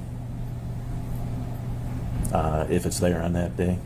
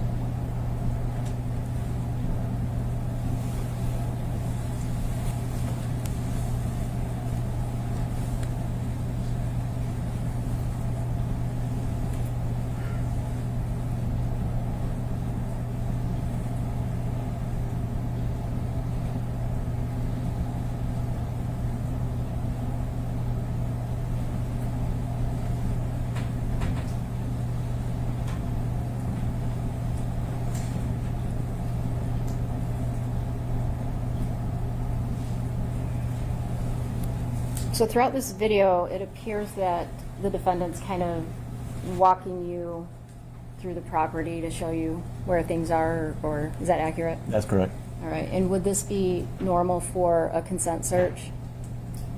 That's correct.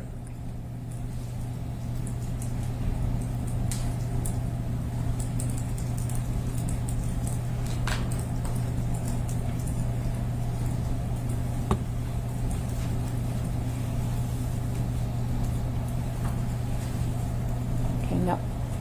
What part of the property are you heading toward now, if you can tell? Or wait until you can.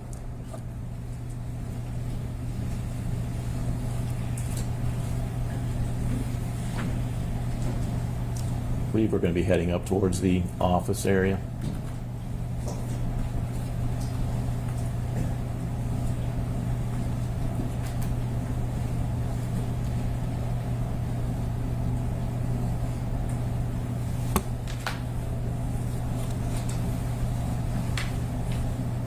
As well as what I would call the chemical barn, liquid. I want you to look at the map and identify which building you're referring to as the chemical barn.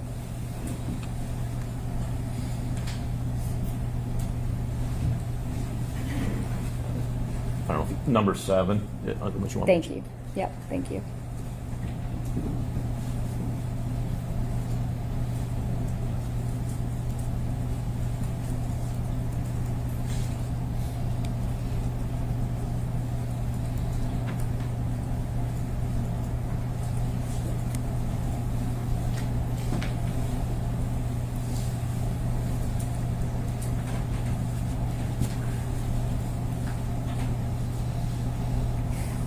Which side of the chemical barn are you on at this point in time? This would be the north side.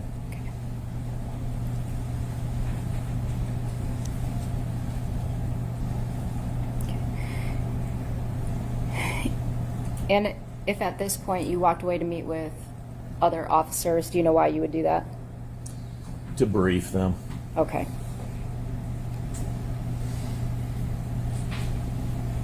I would have transitioned myself from Mr. Warner to my supervisor, Lieutenant Reckner, for him to continue the Okay, search while so- I briefed the two officers. Okay, so Lieutenant Reckner was walking around with you at this time? Correct.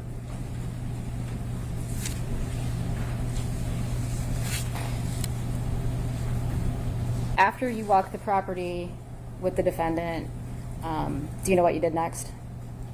What I did or what he did? What you did? I briefed the drone operator and the K9. I believe K9 arrived first. I think they were pretty close to come at the same time. Okay, so did they get there at some point while you were walking through the property with the defendant? Correct. All right, and after you briefed them, what did you do?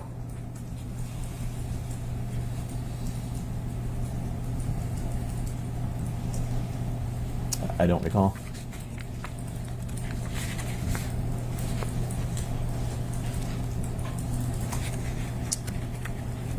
Did you formally interview the defendant that day? On the 27th? Yes. Okay, and was that after you walked through the property? I felt like it was before, but I don't recall for sure.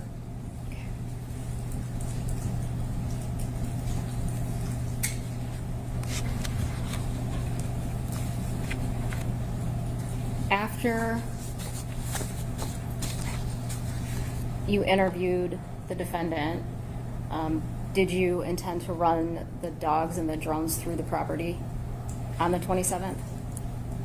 Yes, have them do their job, correct?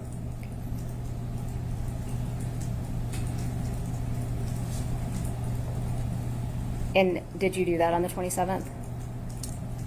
During the day? We started.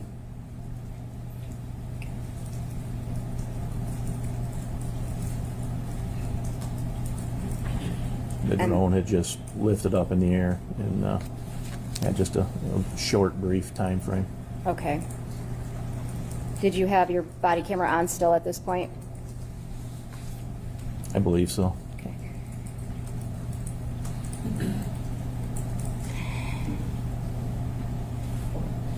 I'm going to play people's proposed 302, 303 body camera from 427.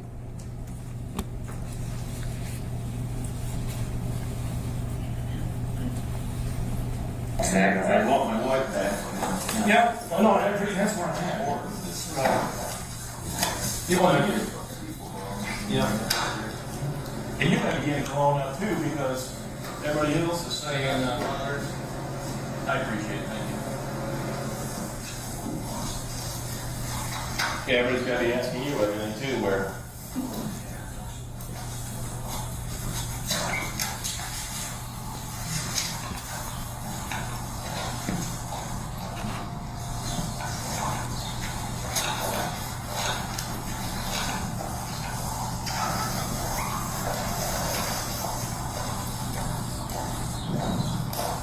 Oh, I did.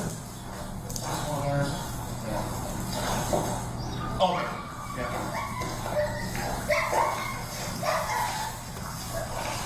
But this is down here, and this guy right back here, which we just hid everything, but just the drone, to make sure she's not laying somewhere in the field right here. And then, the one canine, so I don't know if the other canine yet. What I was asking you before, I grew up on a farm, so I know the weather thing, it's all that. And I know getting shit in and all that stuff, stuff as well, but, you're doing great, I appreciate it all, I wanna keep it going. Great, put on a good show. You know, no, I mean, you're doing great with us. You give me the right thing, yeah. And that's what, you know that's what I'm doing. Yeah, well, that's what I'm getting at now. I I have absolutely, that's why I asked you who you trust here. I have absolutely no problem with you doing all your stuff. I get that.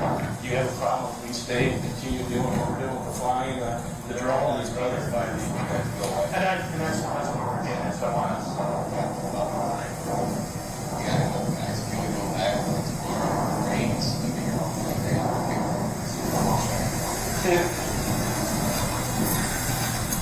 Russia here?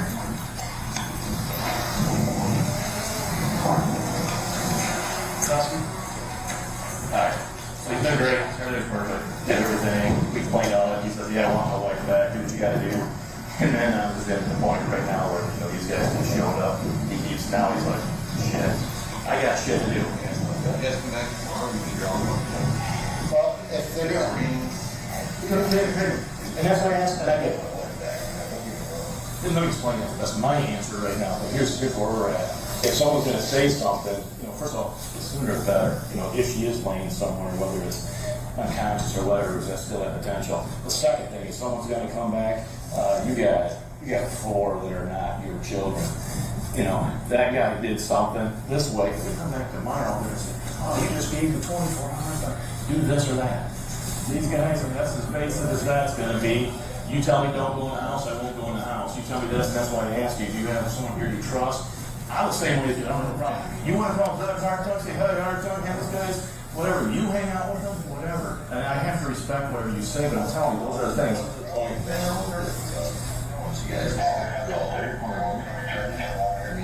walked around and looked at everything. Yep, you did. I appreciate it. the only thing, the only reason that will take out the basically just like move on, bridges and everything else. So if somebody's laying out there, that's all they're gonna do is fly. Well, and I understand that, but just coming from my point of view, it takes 15 minutes for them to fly that, and with us, we're judging on due diligence. So if you could give us 20 minutes, and Okay. Okay. No is no. You said okay tomorrow. If that's the case, but that's just the other part. You get this part too. These guys, they came out and now they got to go back and then come back again another day. Okay. You guys would have told me this morning. Yeah. We could have gone there at 6. Yeah. Okay. No. Yeah. I appreciate it. She left here. Right. No, I appreciate it. We'll do exactly what you said. It's all right. yep. Guys.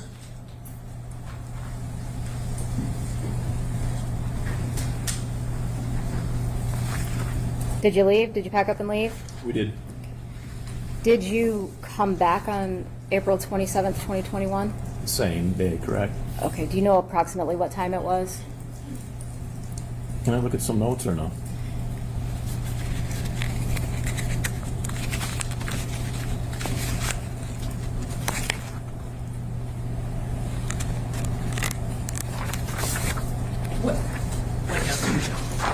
His report shows what time they came back.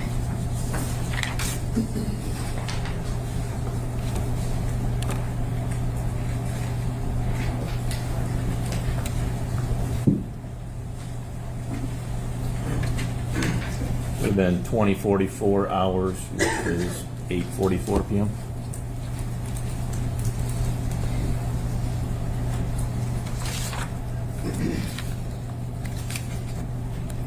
What was the first thing you did when you arrived on the property? Sorry, 4 years ago. I don't recall. Understood. Who did you come out there with to the Warner property, if you recall?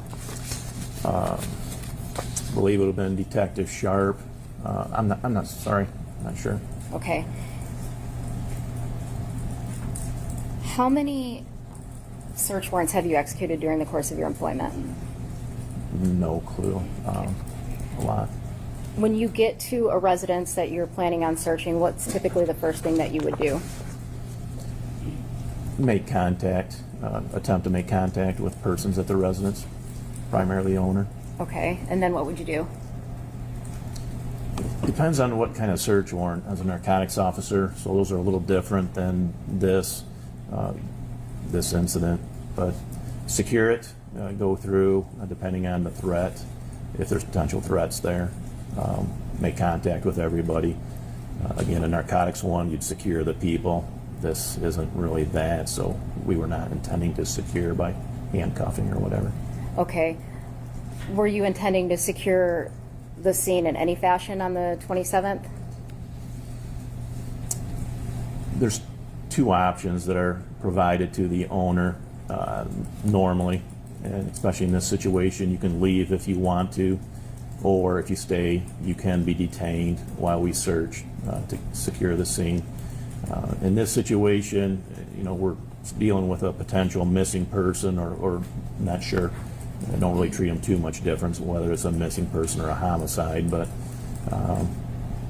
he was cooperative, so he was not secured. Okay. Do you recall if he was on the property when you arrived? I don't even recall that. All right. My body cam would show. Yep. We're playing People's Exhibit 214. Oh, wait. If I was only there once, I would recall better, but the fact that I've been there multiple times, I don't differentiate. How many times do you think you were out there?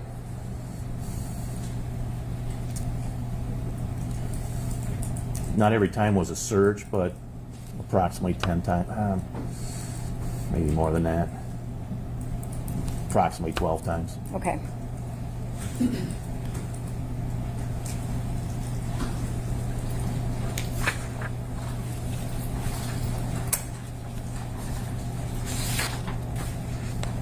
I'm going to show you People's 214. Well, I went to visit my dad when I was talking to you, and my partner did type up a search warrant. We do have that. I'm standing here with both of your daughters at the front door. I'm sorry, side door. And I'll explain everything to you. We do. It is for the dogs, the drone thing. So basically, what we saw earlier. And as of right now, we're not going in your house. We already went through there. So it's just a matter of the dogs. It's completely. Let's see. My recorder's going right now. It wasn't for a second. It's going right now, so the whole thing will be recorded. If you want to come home, you absolutely can. If you don't want to come home, you don't need to. As far as what we're going to do. Yeah, drone. That's exactly it. Yeah, the dogs. One dog is here already. The other dog is, I think, about 20 minutes out. I just wanted to tell you, obviously, that you're not here, and just keep you updated. I'm not trying to hide anything from you, but if we come to the process, if we come tomorrow, in the event there's something suspicious or something doing some bull crap activity, then, how can we say anything? This will shut up the other side of the family. You get that? Well, no, you're absolutely right. I'm sorry. You're 100% right. It will not shut up the other family. But at least I've done it. But I've done everything I can, definitely. And you, yep. Yep, and we will, there's paperwork on that, so we will drop, if you're home by then. It's going to take a little while. Yeah, well over an hour, I'm sure. If you're home, I can give you the paperwork. If you're not home, I can leave it with your daughter. And that's it. If you got any questions, I'll have my phone on the whole time, so just give me a holler, okay? All right, thanks. Yep, bye. Thank you. Yep. Who were you speaking to at that point? Dale Warner on the phone, and the female's his daughter, Cam. She goes by Cammy, but I think it's probably Cameron. Okay. And then the other smaller one's Angelina. And so it sounded like you called to let him know that you guys were getting ready to search the property? Correct. Okay. And would that be typical in a situation where you were searching somebody's residence? Yes, for two reasons. I normally look across a T, dot an I. We have a search warrant, so we can do it, but I also normally do a consent search as well. It assists in case you find something else that you're not looking for, or if there was an issue with the search warrant, you could cover it. Okay. And it sounds like you said you can come back to the property if you want. Is that also accurate? That's correct. Okay, so as part of securing the scene, what did that mean in this particular case? It really wasn't, as far as secured, it wasn't really secured. Okay. We didn't take any action. We didn't tape it off, or we didn't have them evacuate. Okay. Were you told that the defendant was on the property at some point in time during the search? I don't recall that.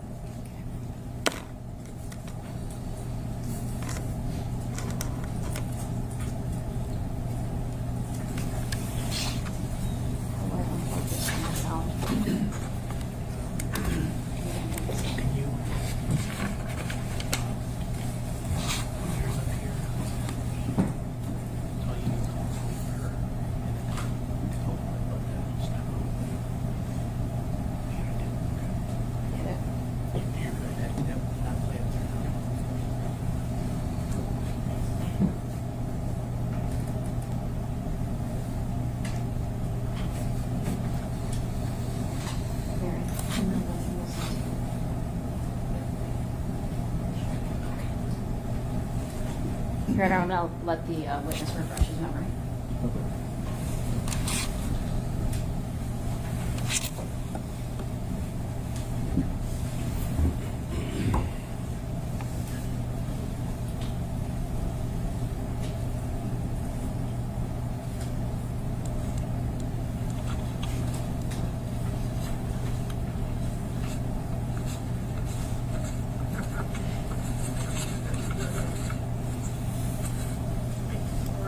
Sorry, the microphone's over here. I call it he's at farm fields. He's here now, the father. One of his sons is here, and just took everything and went out. Gotcha. Okay, well, black. It's a black.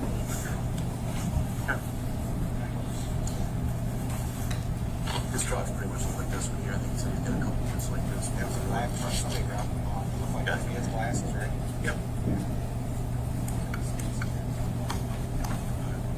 Yeah. I.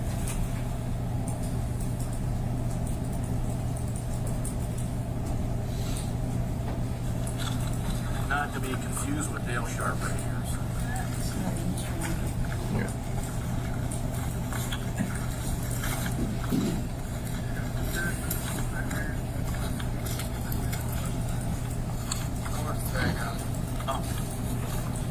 I'm not going to listen to the speaker. Okay.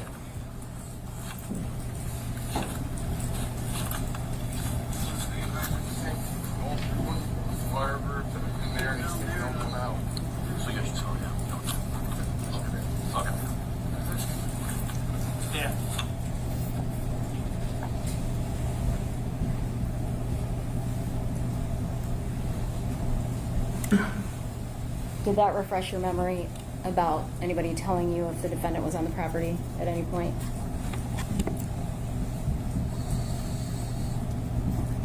It doesn't refresh my memory, but it certainly occurred. Your Honor, I move to strike because if it doesn't refresh his memory, then he can't articulate that it actually occurred. Was this, All right, so I would agree with that. If his memory's not refreshed, he can't testify about it. And I would grant the request to strike. okay, Thank you. your body cams that are recording, are those recording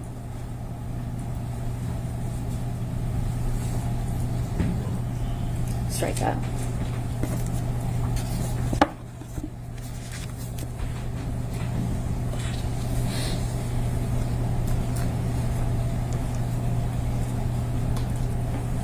Do you recall having any information about anything being done on the property on April 27th, 2021 while you were there during the search? It's going to be the same situation as what we just went through. I no, then. Okay.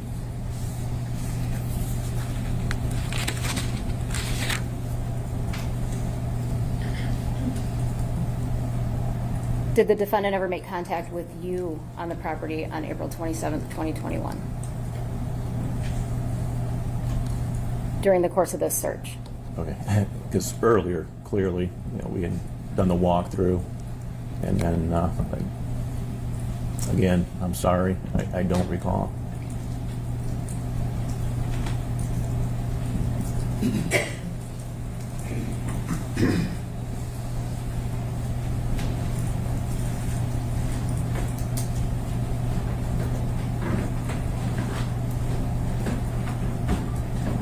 I'm going to refresh the witness again, Your Honor.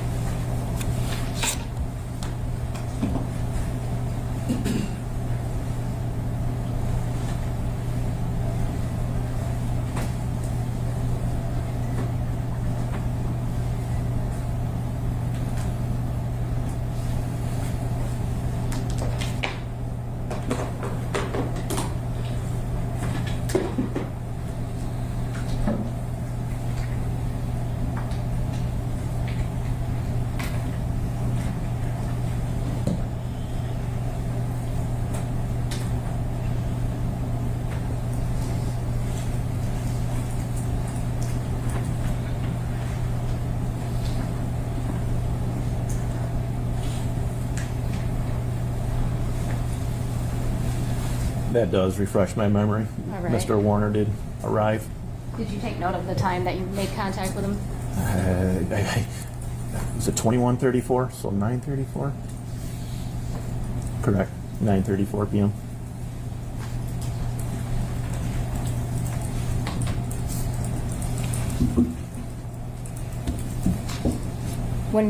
When you spoke to him at that time, do you know how he arrived on the property?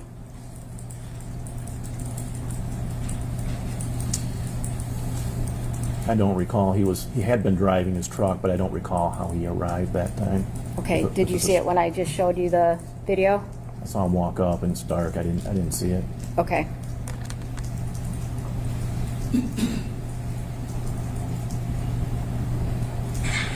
Oops.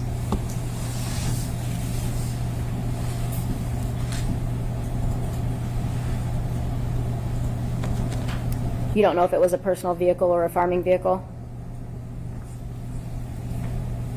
I don't.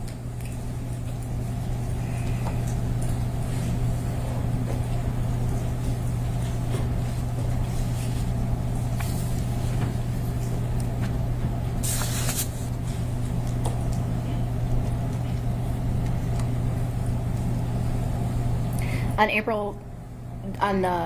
April 27, 2021, during the course of this search, did you find anything?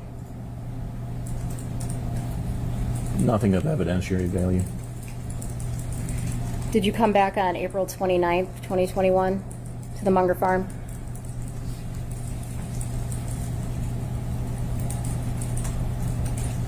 Sorry. I have to refresh my memory with my notes or report.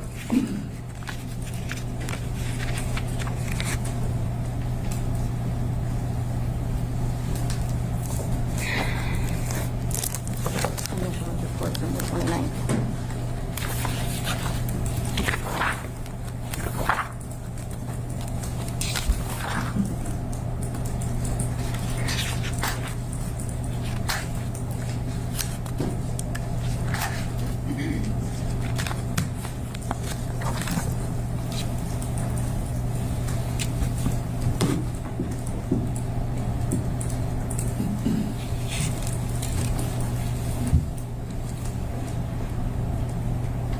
I did it 3:08 p.m. It's like, kind of walked away a little quick, but I believe there's two numbers. Sorry, I believe there's two numbers there that normally indicates when I arrived, and then when I left. It's something I have a tendency to do for search warrants, just let me know when I start and stop. But Okay. At the time that you went back on the 29th, were you executing another search warrant, or did you just go there to talk to Dale Warner?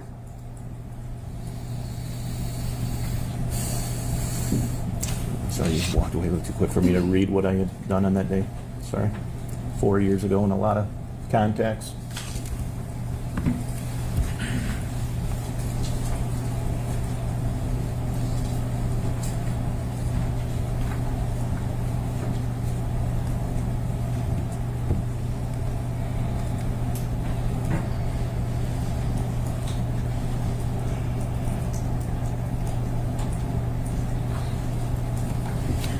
Yes. A consent search, not a search warrant.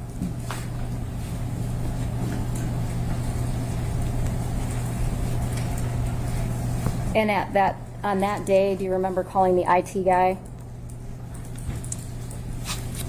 Yes, Kyle, I believe is his name. Okay. As a result of that conversation, did you take something with you from the farm? Very sorry. I don't recall.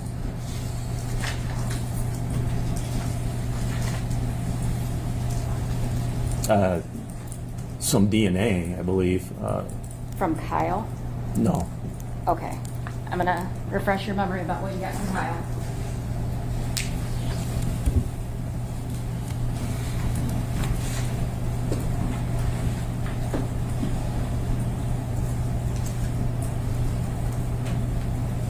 Yeah.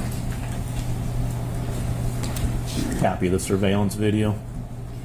Doesn't specify whether that was a thumb drive, but in the property section, it would specify whether it was a thumb drive or Okay. floppy disk or something. I believe probably a thumb drive. Okay, so you got a copy of the surveillance video, and that would have been for the Munger farm? Correct. All right. What'd you do with the thumb drive or the download of the surveillance footage? Normal protocol, what I would do is make a copy of it, which we call a work copy, and then the original would go in the evidence property room. Okay. And did you watch any of it? I watched some.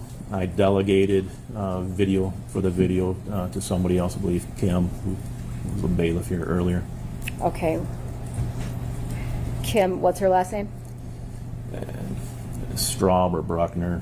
She got married at one point, so I'm not sure which it was, but she was on maternity light duty, and so she was in the office, and delegated for her to watch the video. All right. And then, I'm sorry, to answer your question, yes, I did see some of the video. Again, what were you looking for? At this time, we're a couple days into it, so I looked at it for a few things. Obviously, Dee Warner, when the last time she was on the camera, Dale Warner, his activity, or anybody else coming on the property. Vehicles driving by was another issue, trying to see if somebody could have picked her up, as that was potentially rumored. Did you notice anything that concerned you on the surveillance footage? Not that concerned me. During the course of the investigation, did you also check hospitals? I did, made phone calls, correct. And then Blue Cross Blue Shield as well, which was her medical insurance.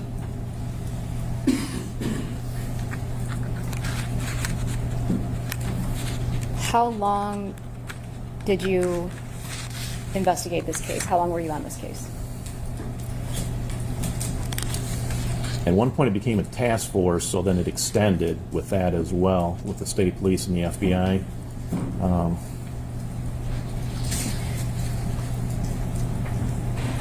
At least a year?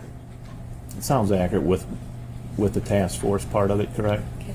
During the course of your investigation, what did you do? What types of things did you do?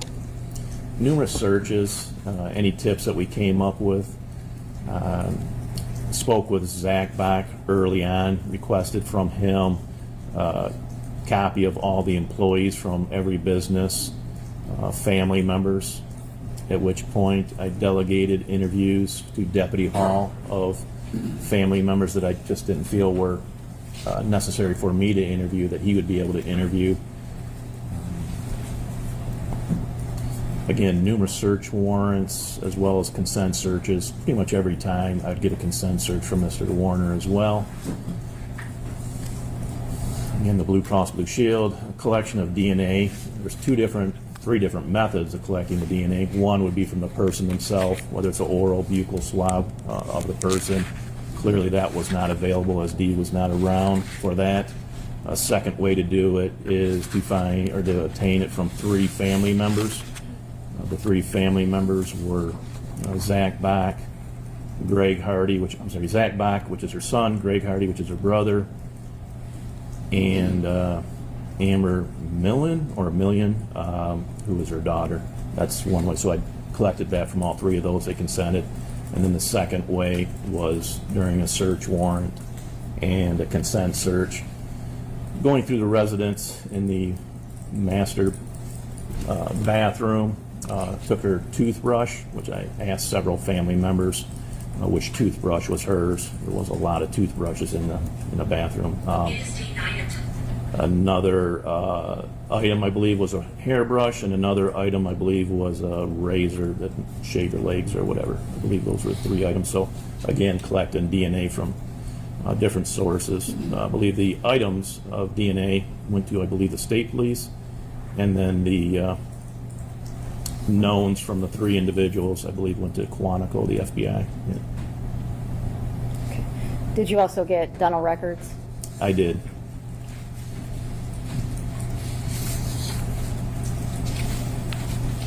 I have nothing further.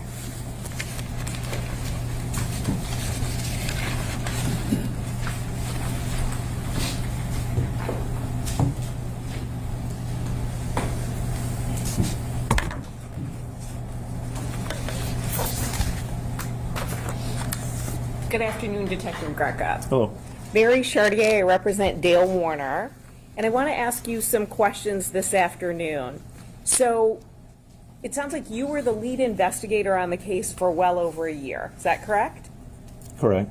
So that would have been roughly the end of April 2021. The task force was formed in roughly March of 2022. Does that sound right? It does. And then Michigan State Police took over the case on August 9th, 2022. Does that sound about right? That sounds accurate. Did you do any work on the case after that time? So once Michigan State Police take over, are you still involved at some level? If a phone tip would come in, again, being the original agency, I would forward that to the state police. But as far as any active looking into it, no, the state police was adequate to handle it.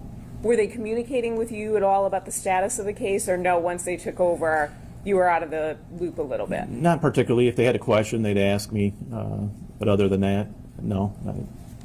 When the task force was going on, it was Lenawee County Sheriff's Department, Michigan State Police, and then the FBI? Correct. Thank you. Now, when you were working on the case, it sounds like you spoke with Mr. Warner numerous times. I did.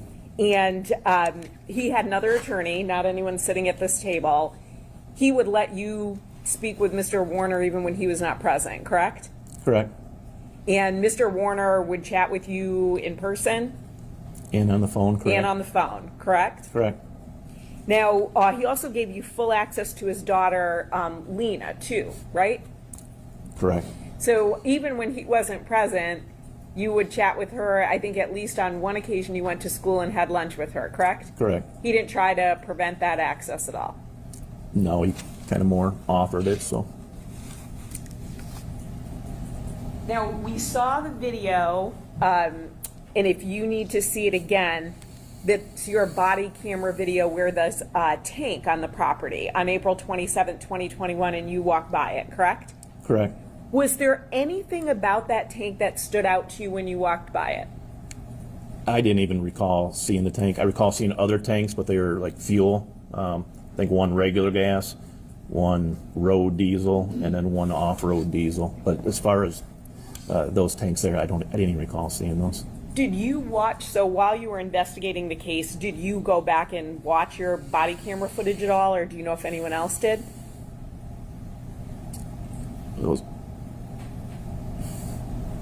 It was trying to think if the video was sent to the FBI as well. I believe they would have received it as well. I watched some body camera. I don't recall watching that section right there. And then I had watched some drone video, but then again, it was delegated to Kimberly Bruckner Straub. When you were working on the case, did anyone comment on that tank in the video and say something looks unusual about it? Objection, hearsay, he has no recollection of the tank either. He certainly has a recollection of his time being involved in the case from April 2021 to August of 2022. And while he might not have remembered seeing the tank, we can ask if he remembers someone talking to him about the tank. If he doesn't remember, he can say that. Okay, but your statement, your question asked for whether someone made a statement, and so that would be hearsay. So I'm not asking what the particular statement is, but I can rephrase if the court... That was built into your question. Okay. The particular statement was built into your question. Okay, I'll rephrase. See. Okay. Did anyone, while you were investigating or involved in the case, ask you any questions about that tank? They did not. Now, did anyone, while you were working on the case, ever discuss a welding theory with you? No. Do you have any experience working on a farm? I do. Or living on a farm? I do. And what is that? Living on a farm, working on a farm. Okay. Grew up on one, so probably second grade, moved to a farm. And crops were your standard crops, corn, soybeans, wheat. And then we had a fair amount of the hay field. Did you ever work with anhydrous ammonia? I was younger, so in a sense, yes. My father would do it and drive tractor or whatever, but... Were you familiar with the fact that anhydrous ammonia was on the Munger property? Yes, How did that impact the investigation, if it did at all? it did not. Are you familiar with any hazards from anhydrous ammonia? I am. And what are those? It's from both farming and minor. I'll continue on and ask him, but so what is your familiarity with anhydrous ammonia? Two different means. One is through farming, and then the second is through narcotics division. It was a substance that was a precursor for making methamphetamine. So how much in terms of, so how long did you work in narcotics? 3 years. 30 years? Okay. Three. Oh, 3 years. Okay, so 3 years. Did you get training in anhydrous ammonia? In the manufacture of meth, which, yes, but as far as training in anhydrous on that aspect, no, just that it was a precursor for making it, and then the safety factors with it, but that also goes along with the farming itself, the knowledge of that. So when you were in narcotics and you said sort of the training or the safety, were you told things to avoid or precautions to take? Yes. And what about with farming? So you said you grew up essentially from second grade. Did that stop at age 18 or did it continue on when you lived on a farm? Probably to about, I think we started renting our property out, I believe. I'm not sure when it stopped, probably around 20 years old, and that's just an approximation. So roughly from second grade to when you were 20 years old, and then the 3 years in narcotics. Correct. Your Honor, I believe that's a sufficient foundation to ask Detective Greca what precautions, if any, he's aware of with anhydrous ammonia. Any objection at this point, Ms. Wise? No objection. Thank you. Detective Greca, what precautions, if any, are you aware of when dealing with anhydrous ammonia? The tanks themselves will have what I probably call a PPE, personal protection equipment, kind of a square box on it, possibly as well as with water in it to rinse off in the event there's a hazard. Approaching it downwind, if there is a leak, it's extremely toxic, poisonous. You'll know instantly, it just takes your breath right out of you. Does it have a smell? Very strong. Very strong. And if you get it on your skin, are you supposed to put that water on to try to wash it off? Correct. What happens if you get it on your skin? I don't know. Okay, but it sounds like it hasn't happened to you. No, my lungs have been burned by going through it, but as far as on my skin, no.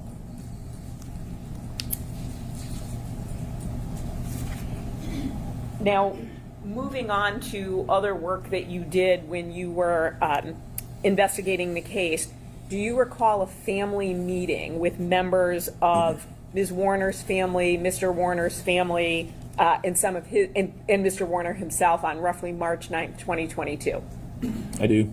And during that meeting, do you remember what law enforcement officers were present? It would have been myself, Detective Drewier, I believe Detective Singleton, and then FBI Pat Guillahan.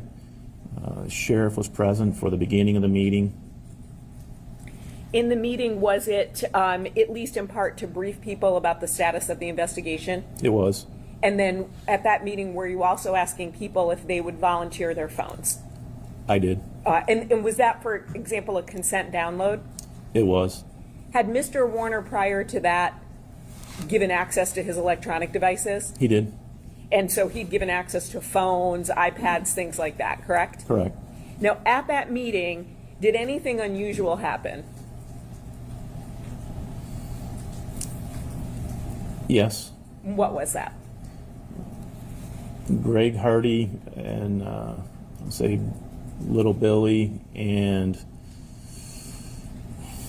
his podcast individual, another partner of his, I believe, I don't recall his name offhand, but called us out in the hallway. Myself. Object based on the hearsay. At this point, I'm not asking for what anyone said. I'm just asking what happened. But if I may, so I am going to get in what was the content of the conversation, because I'm not offering it for the truth of the matter asserted. I am offering it for, one, a plan that Mr. Hardy and Mr. Little had, but also it goes to what happens next with the investigation. Ms. Wise? It is think it establishes anything that Detective Greco does next during the course of his investigation. I do not know what the statement is, so I have no way of analyzing it right now. I'm going to have to ask the jury to step outside to the jury room so we can have some additional discussion outside the room.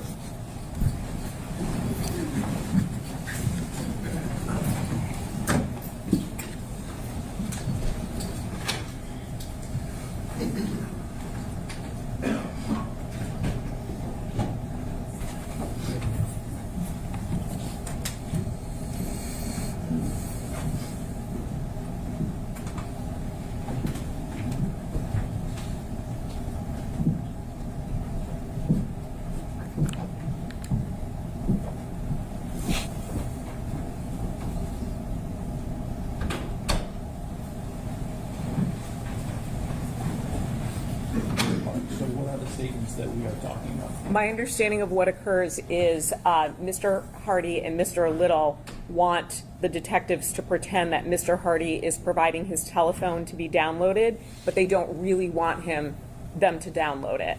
In part because, at least from my understanding, is he's communicating with an FBI agent about the case. So I do not follow all of that. Can you Okay. say that once more? Sure. So the meeting is there in part to ask people for a consent download of their device. Mr. Little and Mr. Hardy ask, I believe it's Detective Greco and Detective Dreer, to step out into the hallway. They want them to pretend that Mr. Hardy's going to turn over his phone. They want them to pretend that they are actually downloading the phone and then give it back to Mr. Hardy. But in reality, Mr. Hardy is not consenting to the download of his phone. It goes to the effect on the listener, it goes to credibility, and what happens next with Detective Greco. All right, Ms. White? What effect did it have on the listener in the case? I mean, how did it affect what he did? And I don't see how it's relevant to whether or not Mr. Warner killed his wife. It's relevant to who's being investigated and what steps were or were not taken, who was or was not a suspect. Also, a command is not hearsay. Pretend to take the phone, but don't really download it, but pretend that you did download it.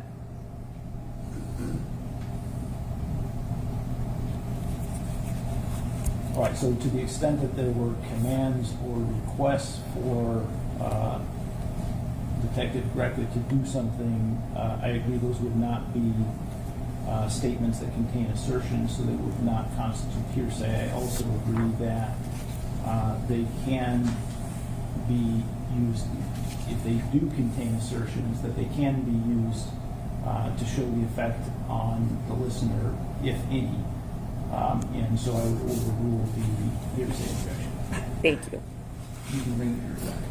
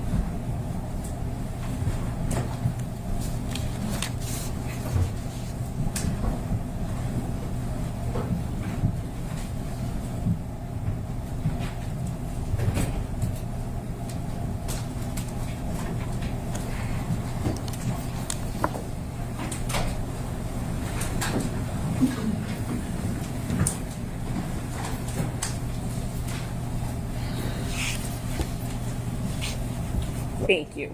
So Detective Greca, going back to that meeting, it sounds like you, Detective, now Lieutenant Drewer, Billy Little, who you called Little Billy, Chris McDonough, who is his podcast partner, and then Greg Hardy, the 5 of you stepped out of the main meeting into maybe a hallway and had a conversation. Is that correct? That's correct.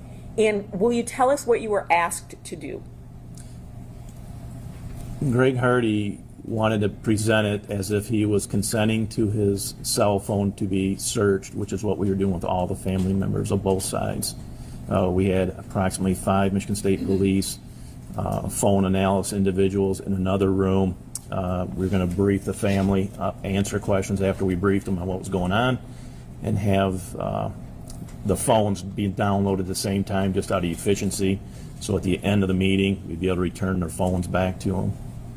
So just so I understand, so Mr. Hardy wanted to pretend to give you and the other law enforcement officers his phone for a download. And so pretend he was consenting to the download, but not really have the download occur. That's correct. Is that something that you agreed to? I did not. Why not?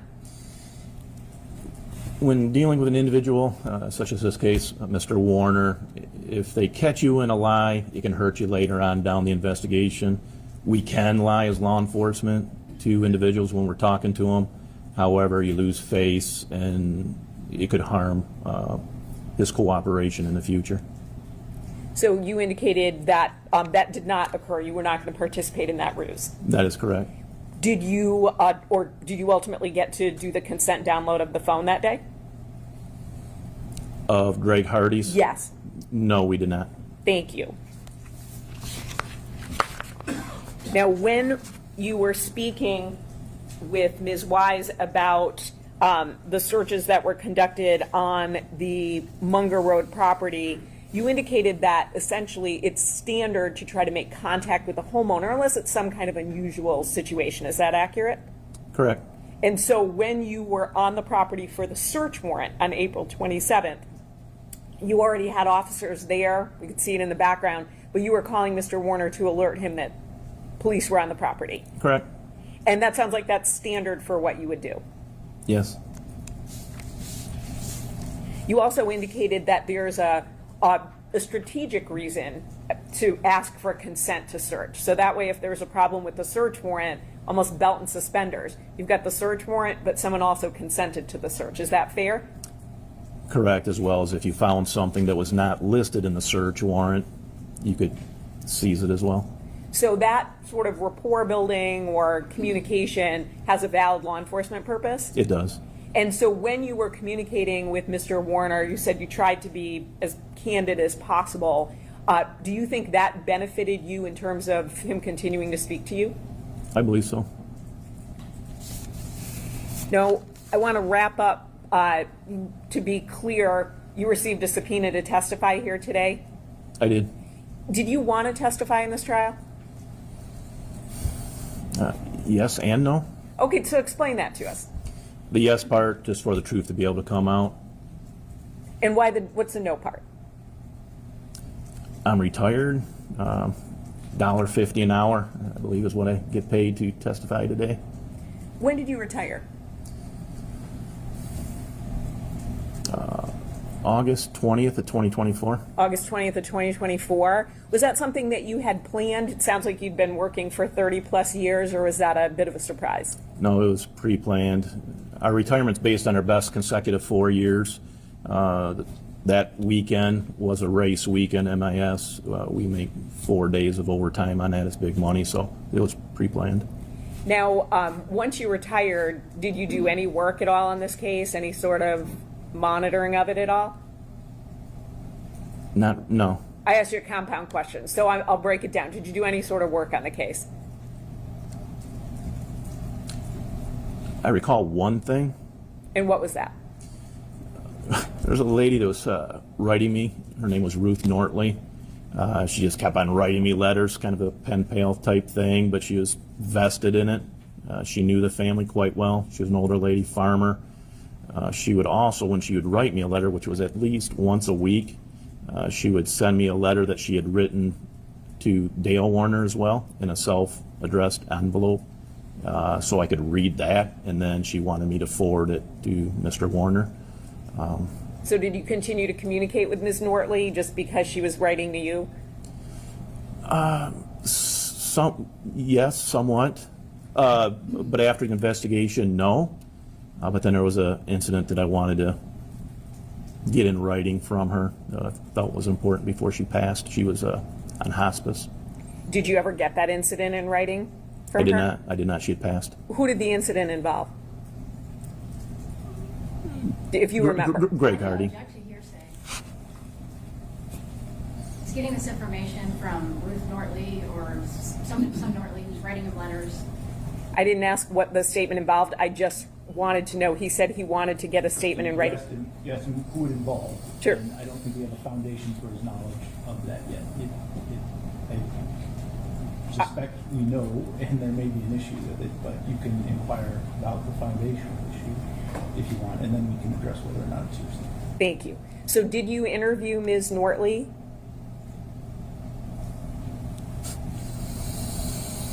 I spoke to her. And without getting into what she said, did she share information about various people? She did. And who were those people?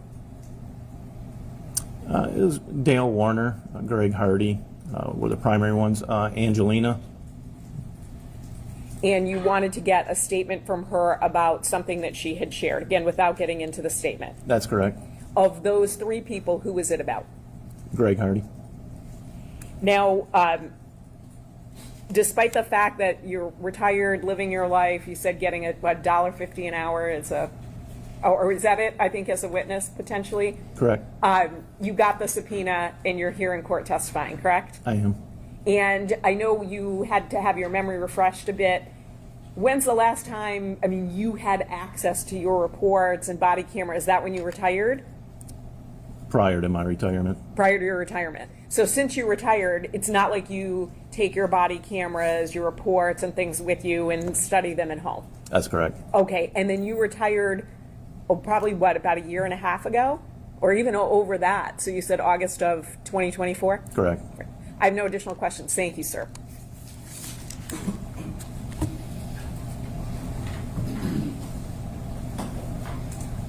I believe you indicated that the defendant gave you full access to the minor child, Lena? Yes. Okay, and was it your understanding, based on the defendant's multiple statements, that she wasn't even home the last night that her mom was seen?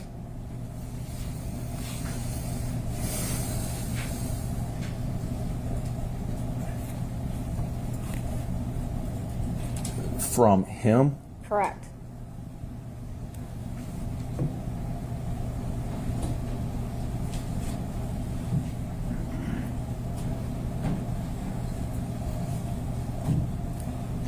The specific aspect of that, I'm going to say I don't recall. Do you recall if Dale Warner told you if Angelina spent the night anywhere that night? From him, I don't recall. I know the answer to that, but not from him.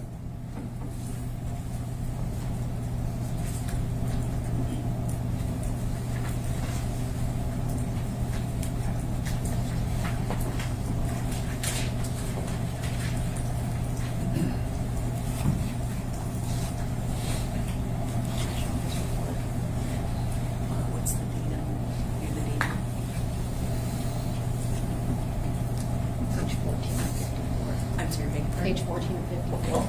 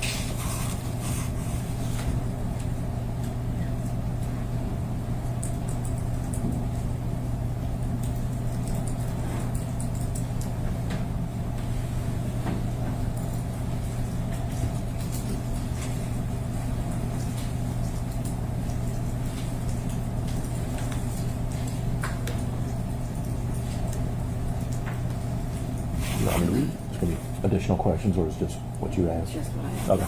Yep.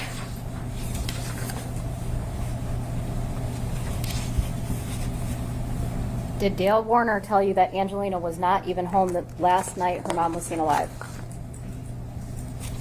She was home but leaving. So she was not there that night? She was there but left. On the night of the 24th?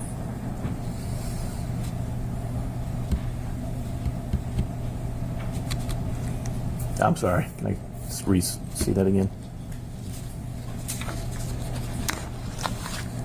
Was it your understanding that Angelina was present in the home on the night of April 24th, 2021?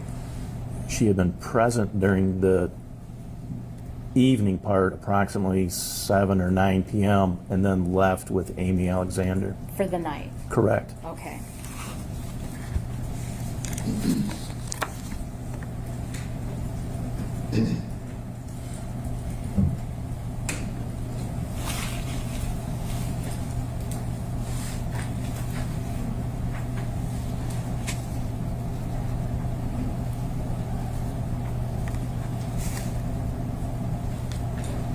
As far as Greg Hardy not wanting you to look at his phone, did you know the reason why? I did. Okay, and why was that? He stated that a federal law enforcement officer was providing him information that he would get in trouble for providing. And was this information about his sister?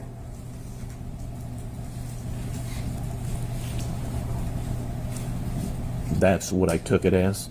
Okay. Thank you. Nothing further.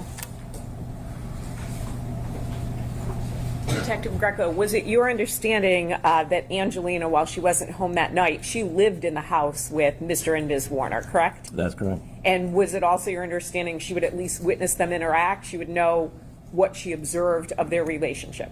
Correct. And as it relates to Mr. Hardy indicating that a federal law enforcement officer was giving him information, what would be the problem with that from a law enforcement perspective, providing detailed information to a family member? There was several. The information wasn't coming to not myself, law enforcement. It was going to a family member, and it appeared to be confidential information obtained, say, through illegal means. And can that impede the investigation? It can. I have no additional questions. Thank you. Nothing further. We have several questions from the jurors who'd like to approach and you can review it.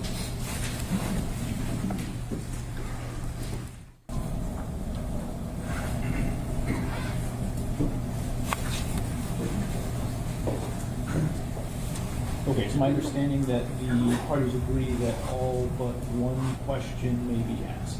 That's correct, Your Honor. That's correct. Okay. Did Dale ever restrict you from going to certain areas during the consent searches?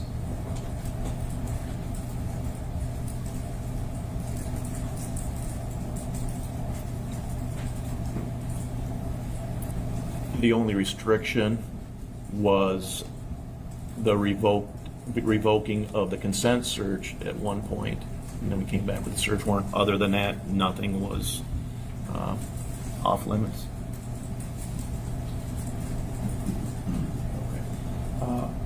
What did your first conversation with Zach consist of? Confirming that he was on the bank account, making it legal for us to access the bank account from Zach on his mother's to see if she was using a credit card, getting gas or anything else.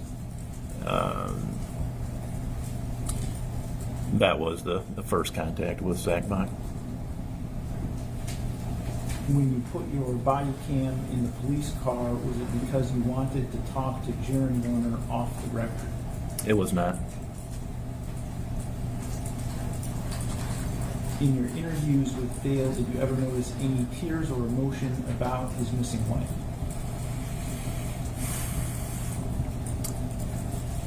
Tears, no. Emotion, yes. All right. Ms. Wise, do you have any follow-up questions you want to ask on those issues?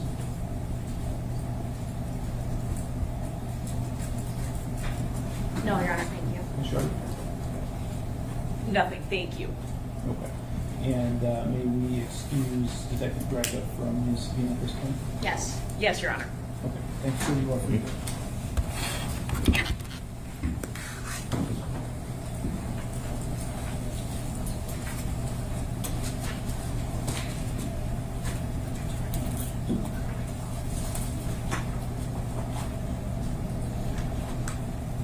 All right, ladies and gentlemen, it is 4:30 at this point, so we're going to break for today. We will be back Monday morning. We'll start at 9 a.m., so I should be here shortly before then. Until then, during the trial, do not read, listen to, or watch any news reports about the case.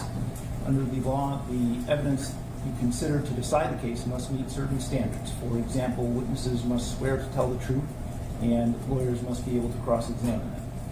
Because news reports do not have to meet these standards, they could give you incorrect or misleading information that unfairly favors one side. So to be fair to both sides, you must follow this instruction.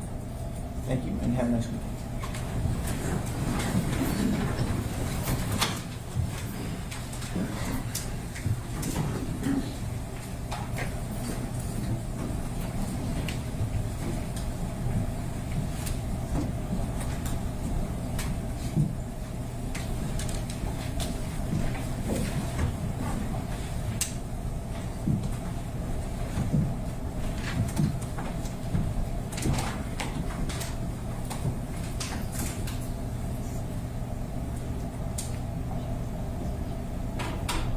All right, and you can sit down, I'm sorry.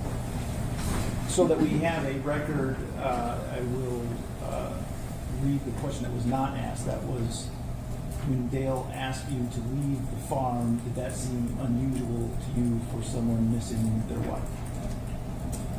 Is there anything else we need to address on the record before we adjourn for the day? No, Your Honor. No, thank you, Your Honor. Okay. All right, we will be back then on Monday morning at 9 a.m.